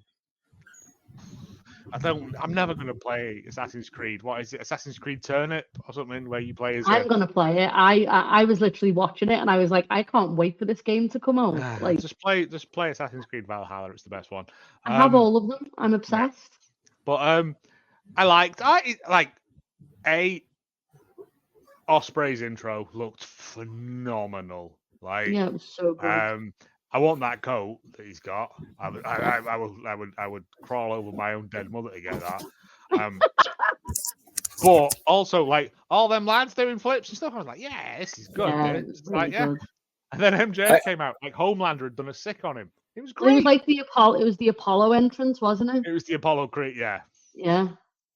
He looked like Lex Luger in that gear, though. It looks like Lex's old gear. Possibly a homage to it. I don't know. It was dead spot on Lex Luger's gear. Like the V American flag. Yeah. It was hilarious. Yeah. Last year about firing streamers into gantries because they get caught. Well, I had some porch furniture. It's got stormy here all of a sudden, and my porch furniture blew off of the porch, so I had to go grab it. All right, it blew in the street. You didn't have to turn your camera off unless it was blowing across it, and we saw you chase it like a Scooby-Doo cartoon. Yeah, just happens. That'd have been fun. Yeah, and then they dropped that big flag again because they paid for that, and you got to get as much use out of it as you can, I guess. So this wasn't really thought through, but it was distracting the entire rest of the show when they shot out the American red, white, and blue streamers. Yeah, and they got caught in the lighting gear. The entire rest of the show, I could see it. It's exactly what happened last year with the Bucks. God, yeah, the rest of the show. I kept thinking, who's going to be the brave soul that gets a ladder up there and tries to pull these streamers down? You know what I mean? Oh man, if only they had a massive ladder that touched everything. Well, freaking Ricochet's there. Could have tossed him up there. A couple of those high flyers. Get up there. Last year with the Bucks intro, like there was just streamers dangling off all that rigging. They learned nothing from it. I kind of liked it. I think it adds to it. I like it. Yeah, just makes it feel a bit more chaotic and like. Yeah. I know this is $1 million company, but let's just fire streamers into metal. See what happens. Yeah, that was it distracted me, especially in the Bryan Danielson match, because they kept doing lots and lots of pull-out angles to get the shot I was talking about, the big WrestleMania shot kind of thing. Lex Express. There we go. Yeah. Well, no surprises to who won here. Again, I think the storytelling was fine in this, and we had an ending, and it feels like they're walking away from each other, but we are not walking away from Daniel Garcia, who came back in this match. And, Garcia, I thought it was great. I thought that run-in was tremendous, and I thought he got a great pop. I'm like, the first time you start dancing, kid, it's over. I know it. No, I'm telling you right now, it's just not. Why do you hate Joy? I don't hate Joy. I love Orange Cassidy. I love Danhausen. It's just Garcia. It's such an odd thing for me. I'm not going to rant, but you want to be taken seriously. Like I'm a shoot guy and I'm tough. First of all, your music is terrible. Number two, It's not great. what's the dance? Like either you are BCC level or you're a way step below it. And to me, he's a step below it. Now, him coming back and on Dynamite, I thought he looked sharp. If they maintain this with him, I'm here for it. Yeah, okay, with you on that. I like the dance, but that's just because I like Daniel Garcia. Yeah. I like him Going too. back to the match, I enjoyed the entrance, and the match was good, but also I was like, I've seen this. Yeah. I think it was John pointed out this week that Daniel Garcia and AJ Styles are the only two people who have flown across the world just to punch someone and walk away. I just love Daniel Garcia so much. I think I've just been waiting. I've just been waiting for him to arrive for so long, and it hasn't happened yet. Off this, and hopefully we get him doing something good now. Get him in a feud with MJF, like a proper feud. MJF, like I want him to have a feud with Will. No, Will's busy getting murdered by Pac at the moment. Fine. Like, Will's got a lot of shit on his plate at the moment. Language. Sorry for the swear. I know. Sorry. Get Danny in the C2. Maria says, I genuinely thought. I thought this match was great. It did all the stuff that I needed to do. It was the hour-long one was very much a Will Ospreay match, whereas this was a very MJF match. Like, it was very bits and then rest and bits and then rest. And I don't think that's what you want to see with a match with Will Ospreay. Yeah, but we're not done with it. We've got one more, haven't we, at least? Yeah. And also, the Dynamite Diamond Ring is officially lost as well. Apparently, it got stolen in London. There was a headline today, but I didn't read it. Maria says, what's the difference of what Danny Garcia gimmick and Orange Cassidy? Orange knows who he is. The crowd knows who he is, and it works. No one knows what Danny Garcia is. They know that they like him, but if you said, tell me about Danny Garcia in 20 words or less, go. You can't. He dances. What else you got? I mean, in Orange, you can sum it up in 2 sentences and you've got the whole character. Like that, to me, that's the answer, is that one guy knows who he is. About this is that we knew who Danny Garcia was, and then we got with Jericho. Because Danny Garcia very clearly established himself. Yeah. When he first came into AEW, he was a killer. Yeah, that's fair. He was knocking people out left, right, and center. And then Jericho come in, sucking his life force out of him like he does. And I hate this whole identity crisis he has, because it was very much like you're Daniel Garcia, you're this technical specialist, and your submission looks uncomfortable. So the primary difference between the gimmicks to me is that Daniel Garcia's gimmick is I am a hook wrestler, I'm a shoot wrestler, and I do a dance. Orange Cassidy's gimmick gives breath for it to go somewhere else, which we have seen at certain times where he has to turn on intensity and not be Orange Cassidy to some extent. So like in the Jericho feud, which is not a great example, he can't put his hands in his pocket. He's not going to do that. He's pissed off enough. There's always the other thing where Orange Cassidy could turn heel at some point. Whereas Daniel Garcia, the dance got over and they stuck him with that gimmick. So this could be the best thing of his career in AEW by having this serious moment. And to what Tom was saying, you can't do the dance no more.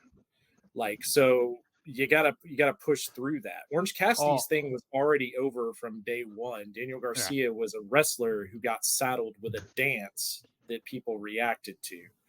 It's not even a gimmick. It's just a thing that he did, kind of. I don't. The biggest thing for Daniel Garcia is now that they're stepping you up to the main event. You're getting pushed. You're going to have a big match coming out of this, right? You're going to get MJF. You can't do the silliness anymore. We need what you were doing in the Willer Yuta feud with him and Ring of Honor and Black Label Pro. We need that Daniel Garcia, which I think will be great because I actually like that stuff a lot. The more serious PWG Daniel Garcia, isn't it? That's what we need. We need the PWG champion.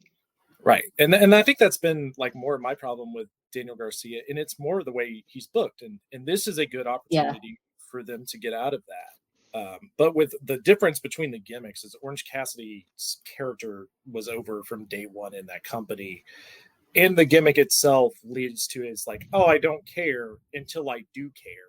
So the fans that's always built into any feud or match he has. He can turn on the seriousness like we saw in that long championship reign he had. Mm-hmm. Or like when he fought Moxley, like the Moxley feud is a great example.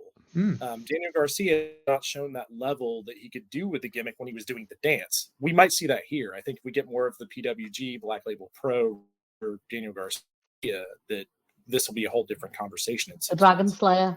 That's what we need. Yeah, there you go. Yeah. Fernando, I'm not. Let me back up. Fernando says Gregory Helms dropped the Hurricane gimmick and became the longest cruiserweight. I'm not arguing with. To me, Gregory Helms and the Hurricane was incredibly over, but no one can tell me that dance is going to take this kid to a championship and make it believable and make it to where we all go, oh man, amazing. I just don't see it personally. Now, everybody, I could be wrong, but I don't think this is a Hurricane Helms situation. I just think he doesn't know what he is yet. When he did to it be on fair, the ramp coming in, that's fine. When he did it in the ring and he was bashing his crotch into people's faces, I was jealous, but also like that isn't selling you as a killer. Yeah. That's the difference. As an intro thing, Swerve, like, he's got around him. You know what I mean? Like, there's room for that. And it's his intro bit. That's fine. Everyone needs a pose or whatever. But when he started doing it in the corners, a taunt. Thank you. I couldn't remember the word. I was going left stick. Angry entrance. Yeah. In terms of in ring, he doesn't need that because he should. No, he just doesn't at all. People. As an intro bit, he can still keep it because it's you can even do it over your opponent's body afterwards. Like that's fine. But, but when he was smashing his junk into people's faces as a move, I was like, no, I didn't like that either. Chris, what were you going to hit us with? Sorry. Yeah, so we got the comment with the Gregory Helms there. I guarantee you, if you ask Shane Helms if he should have kept the Hurricane gimmick, he would say yes, because he was the second merch seller below The Rock during that time period, which means that's the most money he ever made in his entire career. So sometimes the gimmick works. In the case of Orange Cassidy, the gimmick works. Dancing and humping people's heads is not really a gimmick. It is just something you're doing. There's nothing else that ties. His entire personality wasn't tied to that dance. It was someone just tell my dog then, please. It was just something he did, and the other thing he did was he basically, like the BCC, like, I'm a very serious shoot wrestler, so it was just completely out of place for who he is. This is his chance to be, like I said, like the Dragon Slayer, or like Faye said, the Dragon Slayer, or something. Robbie, I'd rather not. Robbie, we don't talk about Disco Inferno ever, right? The reason we don't talk. Well, listen, all I remember is dancing. Disco couldn't work. I remember when La Parka smashed him in the back with a chair. That's all I remember. Yeah. I mean, I'm sorry, but and plus the guy that behind that gimmick is kind of a crap human being at this point. So no, we never mentioned Disco Inferno. Yeah, he's not a great. When La Parka hit him with a chair. Not a great dude. And we laugh. Well, we've only got 3 left. Look how quick it got us here. We're almost done. You knew it was going to happen. Mercedes Moné defeated Dr. Britt Baker. We can move over this very quickly. Yeah, this was the entrance was great, but really? Was it? Because I saw all the way through everyone else's entrances, there was a big gold coach on one side.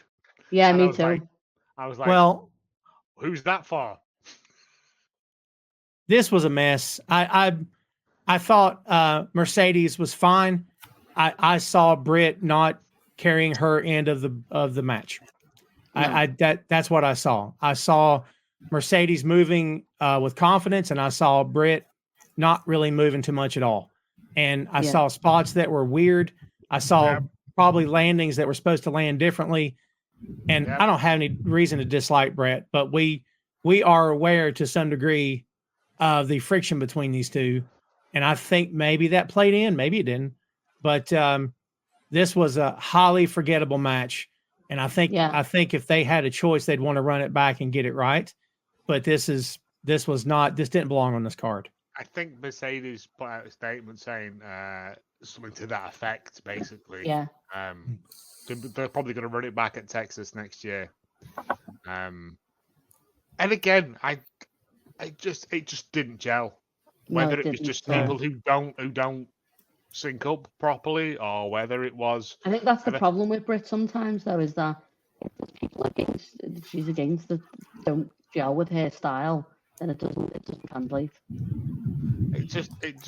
This was the one match of the entire evening when I was watching it with my mates. We just went, I'm gonna go for a wee. Like, I genuinely don't care what happens in this match, because it just didn't get me. Everything else, I was like, come on, I want to see what happens. And this one, after the first crowd were dead. After the first sort of 5 minutes of it, I was like, oh, it's just going to be a lot of pushing and shoving, and like, yeah, it's no one's fault. But this was billed as their big thing. This was also, it did follow Will Ospreay against MJF, which is also going to. It was sent out to die. Kill a crowd, you know what I mean? That is what I was going to say, is the position on this match made it actually worse than the actual match itself was. Yeah. I didn't think the match itself was that bad. I wasn't bored of the match. I was just exhausted at this point. Yeah, like you have this big epic, and then you throw this in between. To me, the match went too long. Yeah. Too many false finishes. It felt very much like WWE trying to have an epic match. Like AEW. Maybe that, yeah. So the style kind of off a little bit. And I think if you would have put this on after the Jericho match, it wouldn't have gotten as much criticism as it did, because nothing bad really happened in this match. There wasn't like 1,000 botches or anything. Oh no. So it wasn't that. It was just, it was clumsy. It wasn't a well wrestled match. And I just don't believe Baker held up her end of the deal here. That's my opinion. I feel like this maybe could have through that Panama Sunrise as well. Yeah, she probably could have got some tune-up matches in if she wasn't suspended for 2 weeks. Maybe that. Well, by her own hand, though, she did that to herself. I mean, maybe if she had a stroke, we can keep making excuses. I'm saying she did that to herself, though. She's. Yeah, lot of fire to that smoke when it comes to her. I don't know why it has to be. There don't have to be anything, but yeah, because Tony's very high on her, but that match was, I don't know. I don't want to make it too serious, but it kind of feels like maybe she was exposed just a little bit. Maybe I'm wrong. Again, up until the Dynamite before it, when they had the contract signing, I didn't give a shite about this match, and God, apologies, and then. When they did that bit and we got you were one of four, I'm one of one, I was like, okay, like Britt's gonna go out, and this just didn't feel like it. It felt slow and lazy, and and that's just me, you know what I mean? I just genuinely, this was the worst match on the card for me. Same. It was plotting. I think if you cut 20 minutes off this match, it would have been a better match. It would be. I don't think it should have kicked off the main card. It would be in negative 2 minutes, 35 space at that point. It was 17:25. It could have went 10. It could have went 10 and been done. It could have gone 10 and been good. Like it felt like an hour after. It felt a drag. That's what I mean. I said I went for a wee. I came back and I'm like, this still in a hold. Like it felt like when they do picture in picture, like, you know what I mean? Yeah, and the manager on the outside, they spent like 4 or 5 minutes just establishing the manager getting thrown out, which you probably Camille, like anyone cares. Yeah. Again, but that could have been interesting. They could have had Jamie Hayter come out and smash Camille. Then we're gonna get two giant lasses like smashing into each other, and then I'd be like, oh, God, this is what I want for my birthday, and no one got me it. Yeah, but the problem is that there's a little bit of thing between Britt and Jamie as well. Yeah, I know. But so, again, it keeps adding up. It was fine. It was just, it's always going to be a difficult slot to fill. You could have even had like Jamie doing it for Britt, doing it to screw over Britt as well, though. Like, That I'll give was you what- this because now I can take it off you. That can was even what I spin it like wanted. that. That was what I think I said last week, was that Jamie comes out to try and help. Britt thinks she's going to help Jamie. Jamie thinks... Christ. Jamie Hayter comes out and Britt thinks she's going to help her, and then she turns on her. And then Mercedes has got Camille and Jamie, shouldered by two muscular Strong. giants. Yeah. Right? And then she's untouchable. Right? And then that sets her up for all this other stuff. And you can even have a like with Marina Shafir and stuff like that then. Like have a fight then. Like good times. Again, so many other things it could have gone as opposed to just however it ended. Yeah, the match went way too long for me. And Faye, something you said, I think is something that is very relevant, which is we have seen Britt Baker have one really great match in AEW, which was against Thunder Rosa. And the same might be able to be said about Mercedes Moné, where they wrestle to the level of their opponent. So until we see how this goes forward, I'll be curious. Like Mercedes Moné versus Jamie Hayter, I think will be great if they go that route. But Britt Baker, as far as her having great matches, like the great Britt Baker matches I can remember were only against Thunder Rosa, and sometimes you just kind of have the perfect opponent. I agree with that. Yeah. I think I just enjoyed seeing Britt wrestle like as a character. Like I was always a fan of Britt, to be honest. I enjoyed the character and stuff like that. Like, and I don't know. And what's even worse, that I can't even remember like a lot of like Brit matches that I didn't like, but I can't remember them by names. What ones I did. Like, but I do actually really enjoy Brit. I mean, well, in the chat, let us know what your favorite Britt Baker matches were. Maria says Britt had a really good match with Chris Stanley for TBS Championship. Yeah, I was good. Fernando says it should have been Saraya versus Mercedes. It is stop and go with Saraya, and I don't know why. It's stop and go and stop and go. And hey Saraya, let you and nothing. Hey Saraya, and nothing. Fernando, me and you are gonna have a falling out, mate. Anything with Saraya, get in the bin. Yeah. Saraya had a great match at the last year's All In. I thought that was no, she didn't. No, it lasted like 5 seconds. She had a 9-minute 4-way match where she just stole the title away. My son made me take him to the bathroom during that match. The match started. When she came out to Queen at Wembley last year, is that what you're talking about? Again, yeah, she did. And then all her Hagrid fucking hobo, so many swears. Jeez. So for Saraya, I was angry that it wasn't Emi Sakura. Emi Sakura needs her moment next year. At Wembley. Forbidden Emi Sakura, Forbidden Door. It's not going to be at Wembley, though, is it? Anyway. No, it needs to be Wembley. It needs to be at Wembley. To be fair, you can't shove. What I was going to get to is last year women's 4-way match was trash. Well, it was but it was also put at the big card. Basically, this would have been too quick. Nothing happened. I literally, I didn't want to make. I hate making the point of like making the women's matches like the place where you go to the bathroom. But my son had other ideas. But by the time we got back, it was over. I was like, what? I missed that entire match. It was shocking. I did a very long blink and missed it. Yeah, it was too quick. I thought it was a fine long. match. Not all man, it was trash.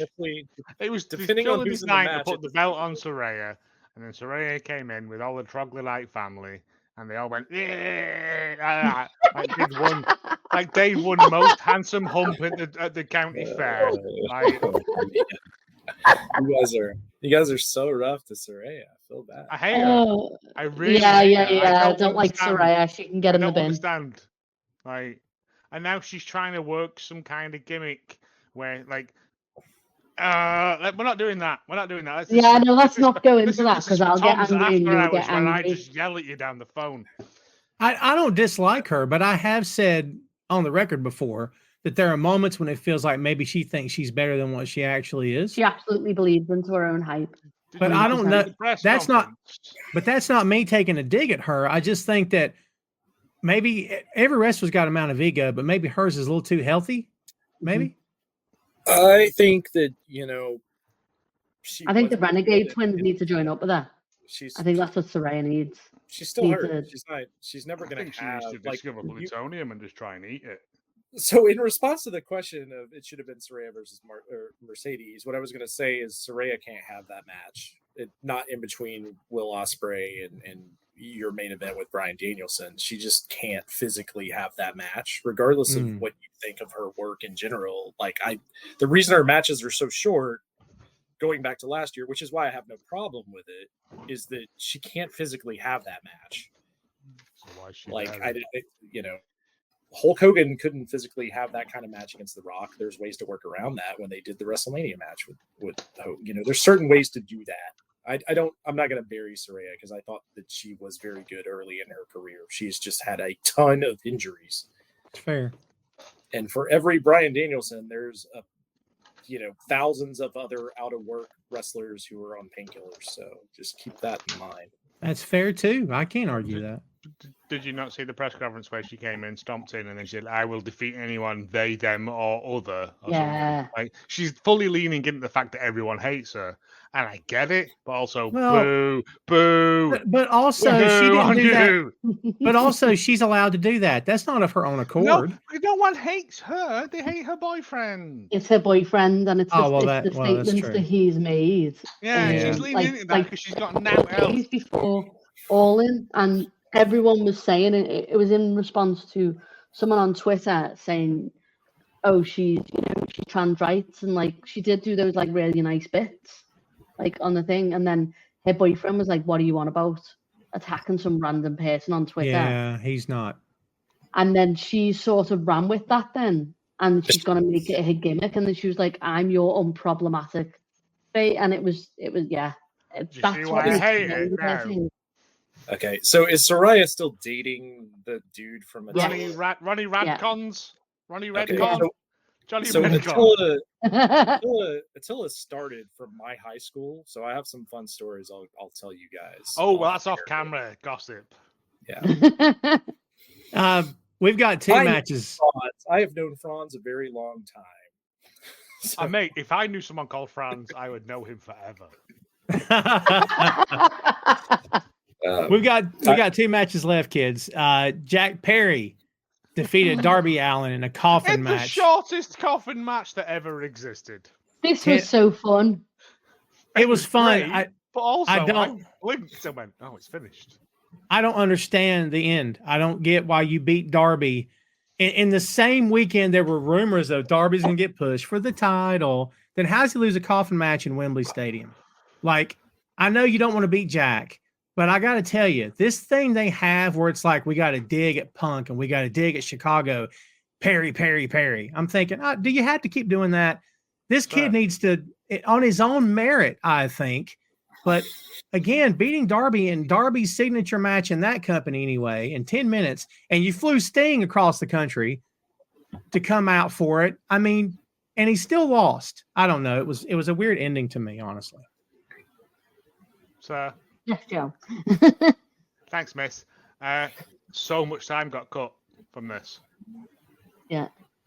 It went 10 minutes. That's the shortest coffin match I think ever in existence. So have we got confirmation they cut time, intentionally cut time? Oh, there's confirmation they cut time from this. Okay, all right. Well, that's a problem. I think they should have set the coffin on fire. I believe that was the plan for them to set the coffin on fire because in the pre-show, I can't remember the lady's name, the one that had a purple dress on. Couldn't tell you her name. Couldn't tell what her face was like, but she had a purple dress on. She said it was X amount of... Possibly Lexi, I don't know. Again, purple dress. That's all I remembered because it was a nice dress. She said, and it also has 700 pounds of steel in there. And I was like, coffins don't traditionally have steel in them. So it was. I think it was designed for him to stay in it, set it on fire. There's the flame, and then you put it out, and then he goes away. But I think time As got soon as cut. he had a white coffin, I knew that Jack was going to win because that was the colour of the coffin that he put Christian Cage in. Which Jeff Jarrett didn't know that Jack Perry had been in a coffin match as well, all through the pre-show. Seriously? He kept saying it, even though they showed him the promo, and he kept going, he's never had a coffin match before. It's good. It's just fun. Because I thought it was really good because usually when Darby's in a coffin match, you're like, oh, Darby's going to win it because it's his match. But they both won their coffin matches. Yeah. So it was very cool. I enjoyed it. I didn't know who was going to win. I was made up that Jack won because I thought that Darby winning would be the safe choice. I mean, he's cast that belt. I thought the coffin was getting set on fire, and him coming back is like the Crow Sting. We kind of talked about that last week. Good. Yes. The preview Darby's episode. ashes. Darby's ashes get brought in next week's thing. Single tier. And then You've watched Darby way appears. too much early Undertaker and WWF. That's what's going on here. Yeah. What's your point? What's wrong with that? What's Oof. wrong? That's No, when wrestling was so- good. When men were Also, if that coffin weighed 700 pounds, the coffin that Darby so easily tipped off that pedestal, Mate, again, come wrestling. on. My I mate, get my mate it. who's only recently got back into wrestling texted me the other day and went, how could someone move the Undertaker? He weighs 300 pounds. I was like, Oh.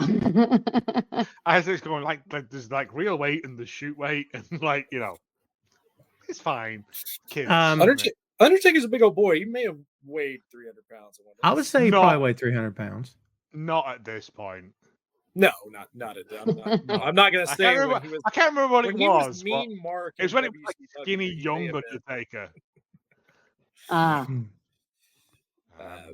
Yeah, so But- the way they had the casket set up, I thought it was a trapdoor casket. Especially I with genuinely the thought with those gaps in the floor, the plastic bit on the floor, I thought we've got a trapdoor. And- They're going to set it on fire. they tipped it, and then I was like, okay, so they're not going to set Yeah. it on fire because Yeah. it got tipped early in the match. But the biggest thing for me is Darby got beat like an absolute drum in this match. So Tom getting cut actually makes sense because he had zero offense outside of the one I chair don't think spot. at the Darby beginning. suffers from a loss, though. Really, I don't think. I No. don't think he's one of those people that like. It's like he gets back up.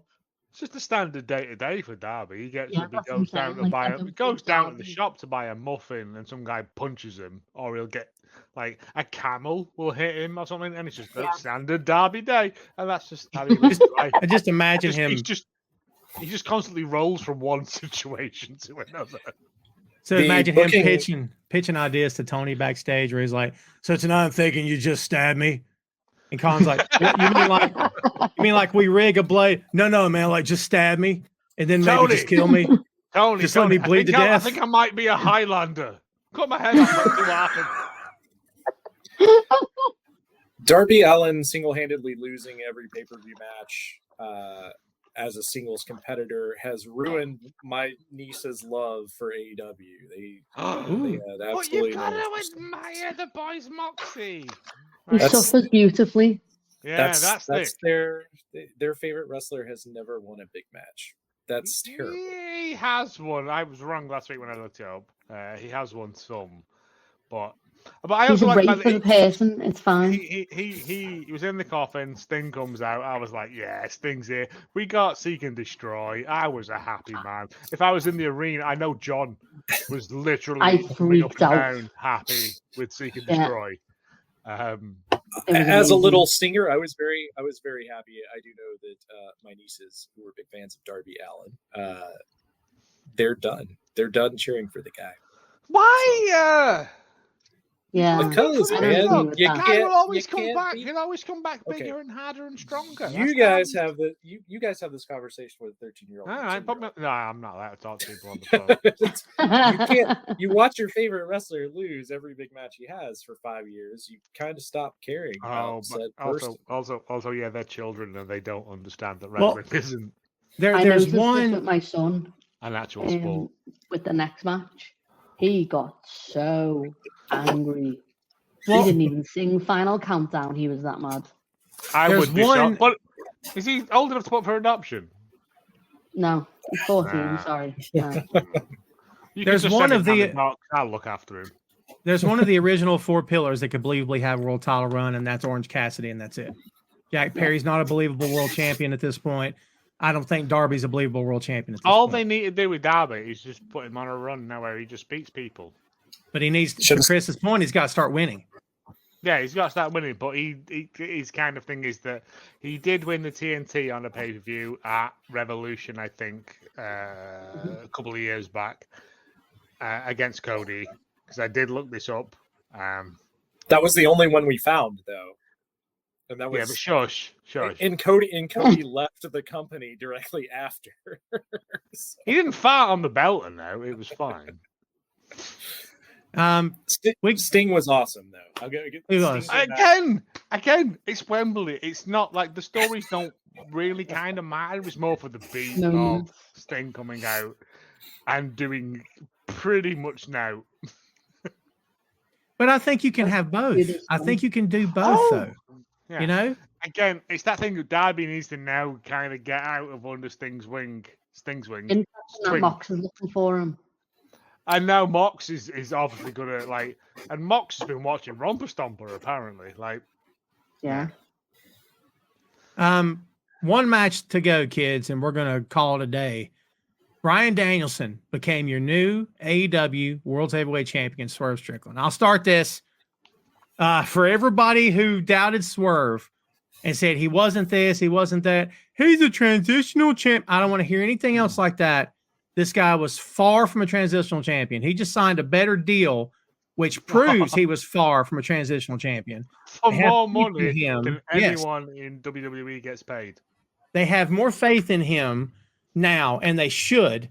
And I think he was a fine champion. I look forward to his second reign, which I think is going to be lengthy because he's not done with that title. I And will I mean, fight anyone who disagrees with this point that Tom's making. He's a Get top behind me in guy, the queue.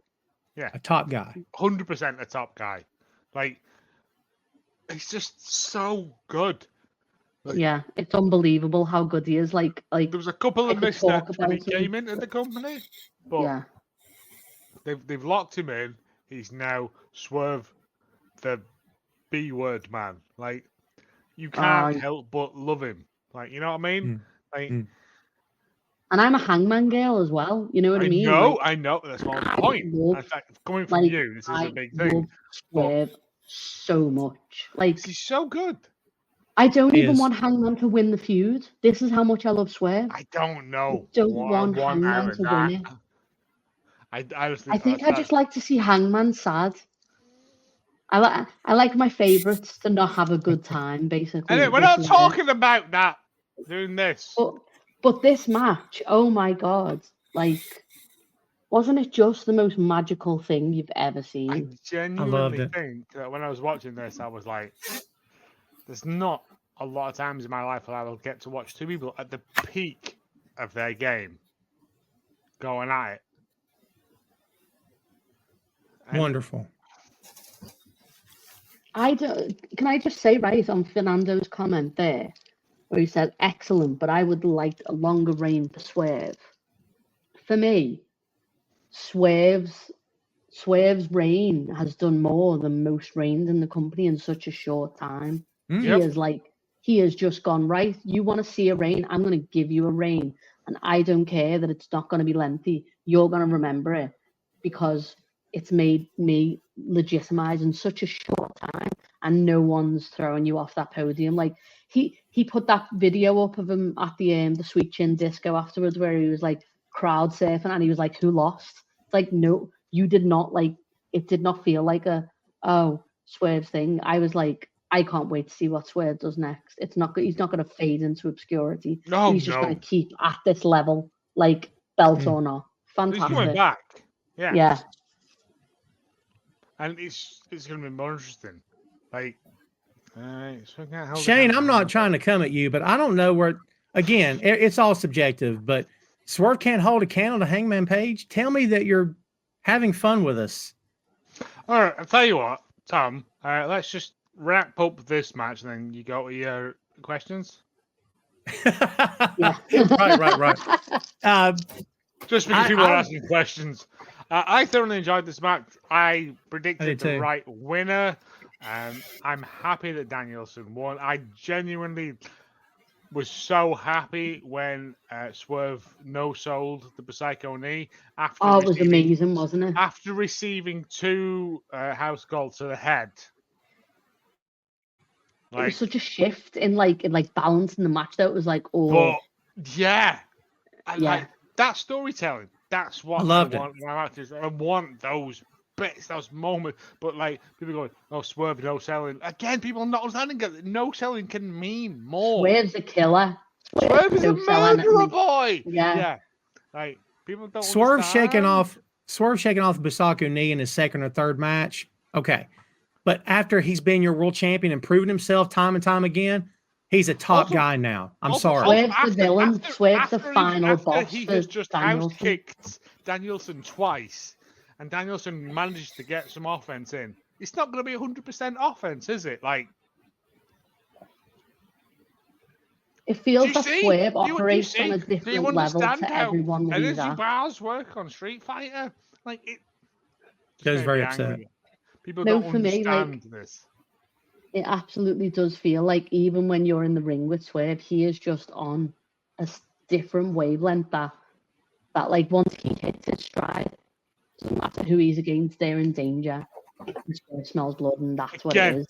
I messaged Olivia the other day and said, I know you haven't seen All In yet, although it is on ITV4. It's free to watch in the UK. Yeah, it's free to watch, and I paid for it like a mug. So did I. And I went. Yeah, I know, but you got to, haven't you, for the legacy. But we've got Hangman versus Swerve in a steel cage. That's going to be something. I don't know. And literally, she texts me back, somebody is going to die. And I went, yeah, pretty much, yeah. Chris, let's get your take on this main event before we open the floor here. Match of the night, absolutely phenomenal. Yes. I had no problem with Swerve no selling that spot. I don't know why people got so upset about that, because he had literally broken down Bryan Danielson to the point where he's apologizing to his family while getting beaten to death by Swerve. And if it's not for Hangman, Bryan Danielson doesn't win the match. Played in well. This is kind of what I threw out on the preview last week. It's got to be, Hangman has to be there for Bryan Danielson to win this match, right? So Hangman comes out. I thought it was a good spot, causing this problem. We get the great Bryan Danielson win, which I think is very important for AEW, their videos going forward. This is, like I said, this is the moment they'll be able to use, like WWE uses Bryan Danielson's win at WrestleMania. They needed that. I love this. This is not the last time Swerve is going to be champion. I'm not at all hurt about this. He'll be right back. Yeah. Hopefully we'll get the Samoa Joe Swerve feud we deserve coming out of this to some extent, since Joe is forgot all about Joe. And Joe never came back for that title after he lost it, because they didn't want to tie anything up with him. So there's a ton that they can do with Swerve, even coming out of the Hangman stuff. So I'm really looking forward to the direction, both what they do with Bryan Danielson. Yeah.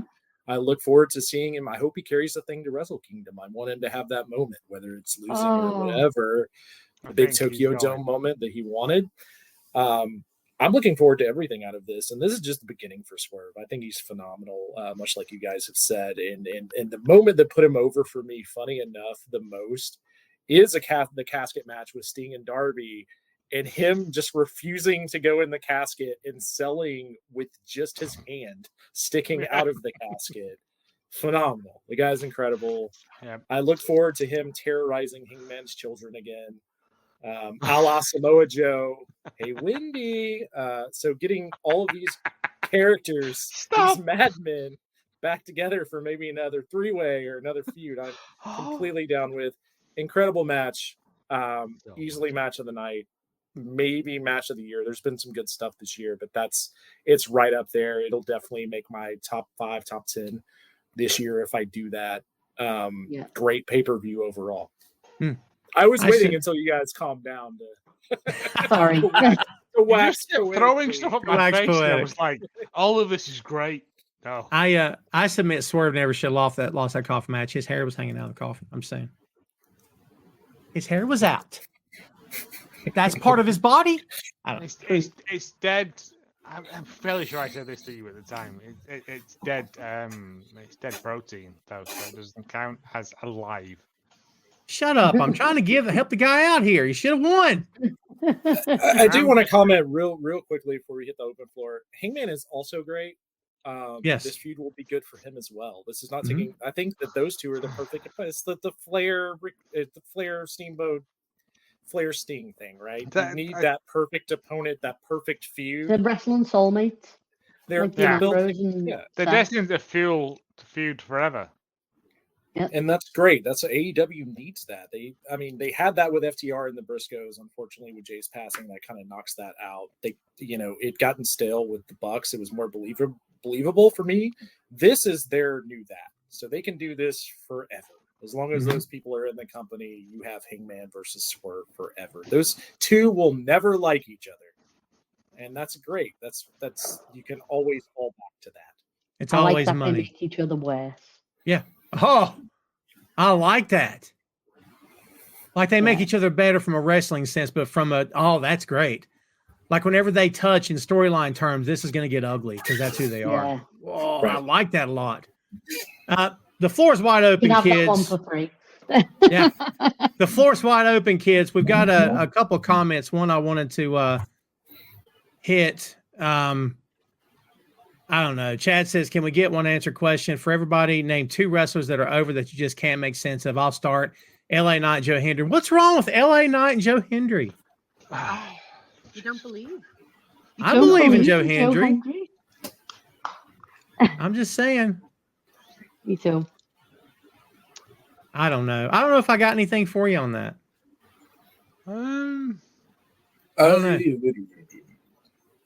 I'll also think about rosters real quick.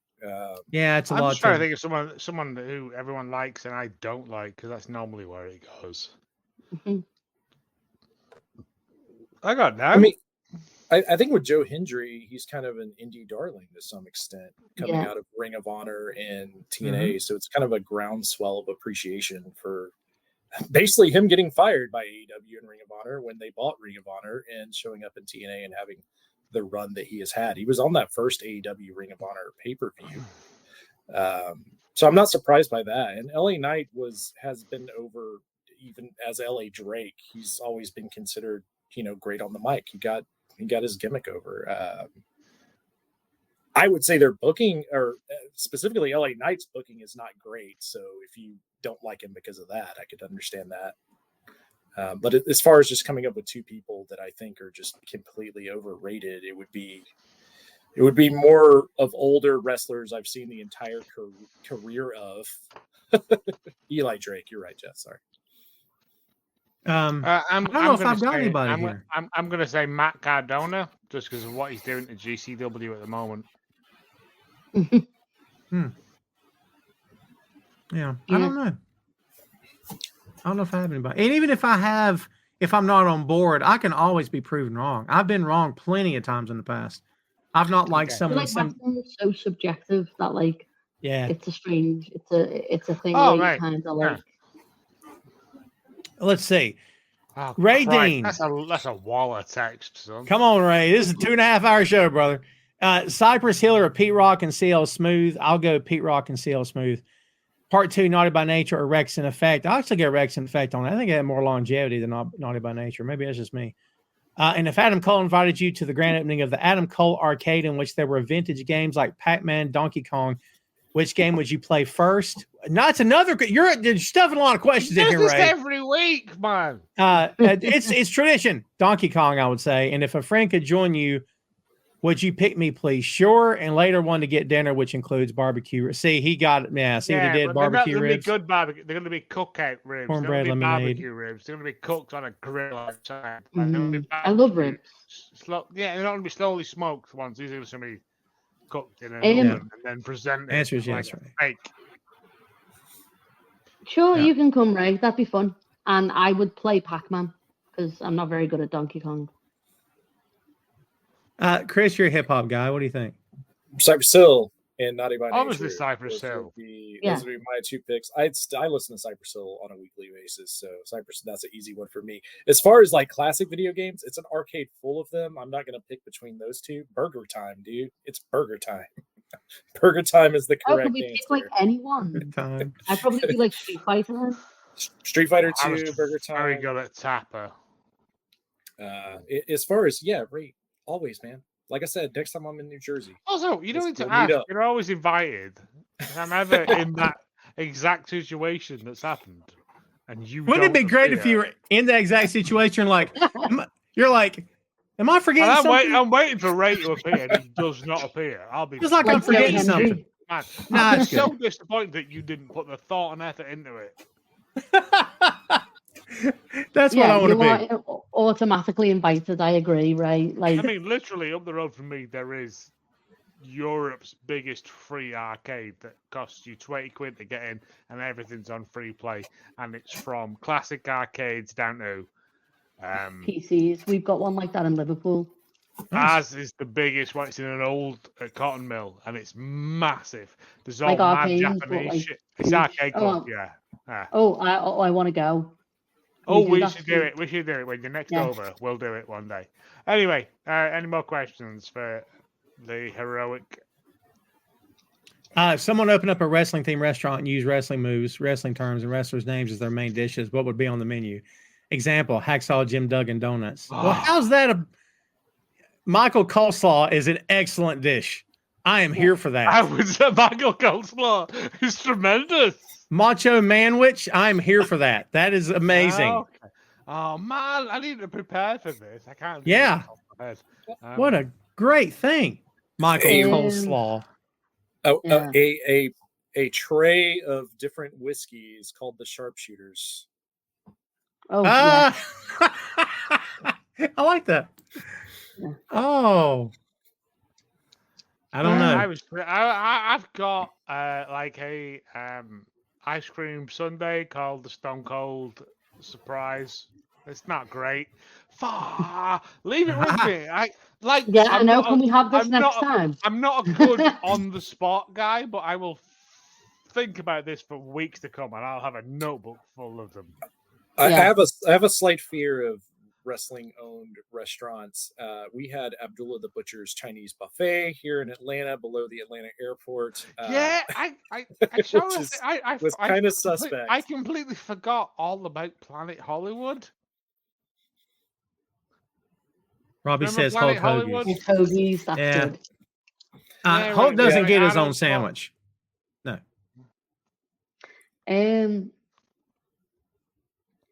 Do you guys They also remember? don't worry. Like the butcher's burger, like the butchers and the blades, like Yeah. Butcher's cut or something. Yeah. Maria says, do you think the New Day is going to... It sure seems like they're planting the seeds for a breakup. I hope so. Xavier Woods. is He's so wearing a great. black top. Xavier Woods as a heel will be great. As a that seems so as a chicken crap heel, Xavier Woods will be phenomenal. Trust me. Interesting. Well, kids, we went about 2 hours and 15 minutes. We're going to let our friends across the pond get some sleep here, or stay up. It's entirely up to them.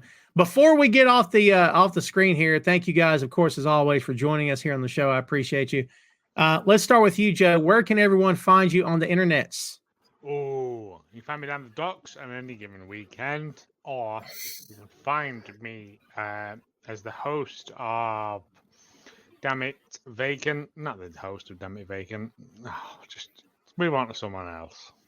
And also the Hallmark of Greatness podcast. And Two Nations Under Ted. And thanks, Joe.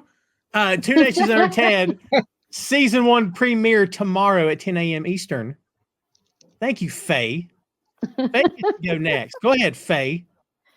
You can find me on the Untitled Wrestling podcast. If you like, watching me being very sad over TNA bits, that's the place. But yeah, that's where you can find me. Where else? Chris, what about you? The Patton Report. It's coming soon to a podcasting place near you on Facebook and what is it? Instagram's Christopher.R.Patton on Instagram and Facebook, and on Twitter it's Chris.R.Patton. Rest in peace, Sid Vicious, Sid Udy. We didn't get to talk about that today, but I'm the master and ruler of the universe, Shawn Michaels. Yeah. Oh no, it was the weirdest thing the other day was when my mate texted me and went, Sid Vicious is dead. And I was like, Sid Vicious died in 1979, I think. Exactly. And then he went, no, the wrestler that you like. And I was like, oh, that makes way more sense. Yeah. Everyone check out the empty Alamo Dome Arena promo heading into the match against HBK, because he's known for being a bad promo. That's a great promo. It's a good promo. Check that out. Yeah. I don't know if I've ever seen a better physique in pro wrestling, and that's a big statement. But he lived in his physique. At any given time, it didn't feel like it was too much muscle. It felt like that's what he should look like. Like he was, proportionally speaking, he blessed with great DNA. And no matter what anybody thinks of his work in the ring, he was an attraction. He sold tickets. People wanted to see him perform. Yeah. Again, I mean, you don't have to be the best boy in the ring. Yeah. You've got to sell tickets. That's right. I think Sid is criminally underrated on how good he was in the ring for being 6'9". I think we're gonna get a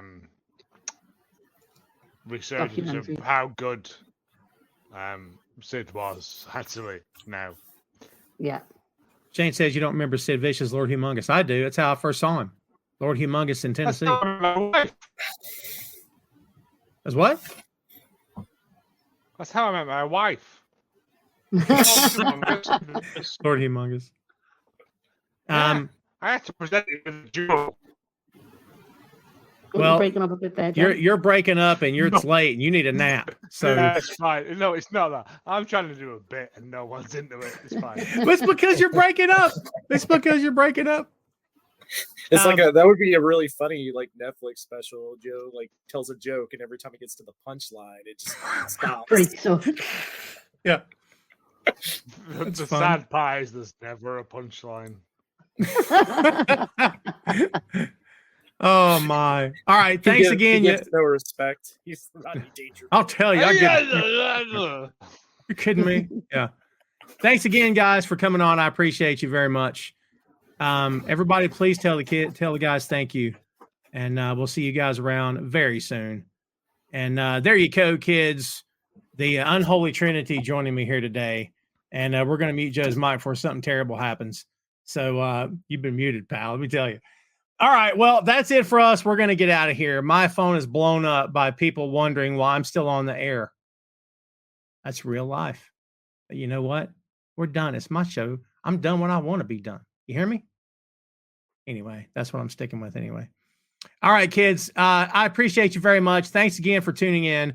Do me a favor. Visit boinkstudios.com, BOINK, boinkstudios.com. You will get links to all the podcasts, and to the folks that you just saw here on this show, you'll get links to their socials and their podcasts as well.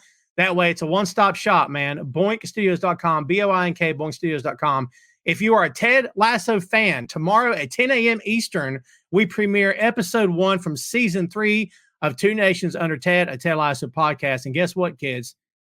They're coming back for season 4. We're never going to be done with the show. I'll be 80 by the time we're done. It's okay. I'm having too much fun. 10 a.m. Eastern in the morning on the YouTube. Go to boinkstudios.com, and on YouTube, of course, we're at Boink Studios. It is locked and loaded, ready to premiere 10 a.m. Eastern tomorrow, boinkstudios.com and YouTube. Thanks again for watching us, kids. We appreciate it very much. We'll see you around. Everybody have a happy, safe, and healthy holiday weekend if you're in the States and celebrating. If you are not, have a great weekend. Enjoy you some wrestling. Go back and watch All In again. And again, kids, we appreciate you hanging out. And we're going to get out of here as soon as I find the button. Would you think I'd be ready? However, I was not. And I am now. That's all I got, kids. See you next time. Have a great one, folks. See you next week.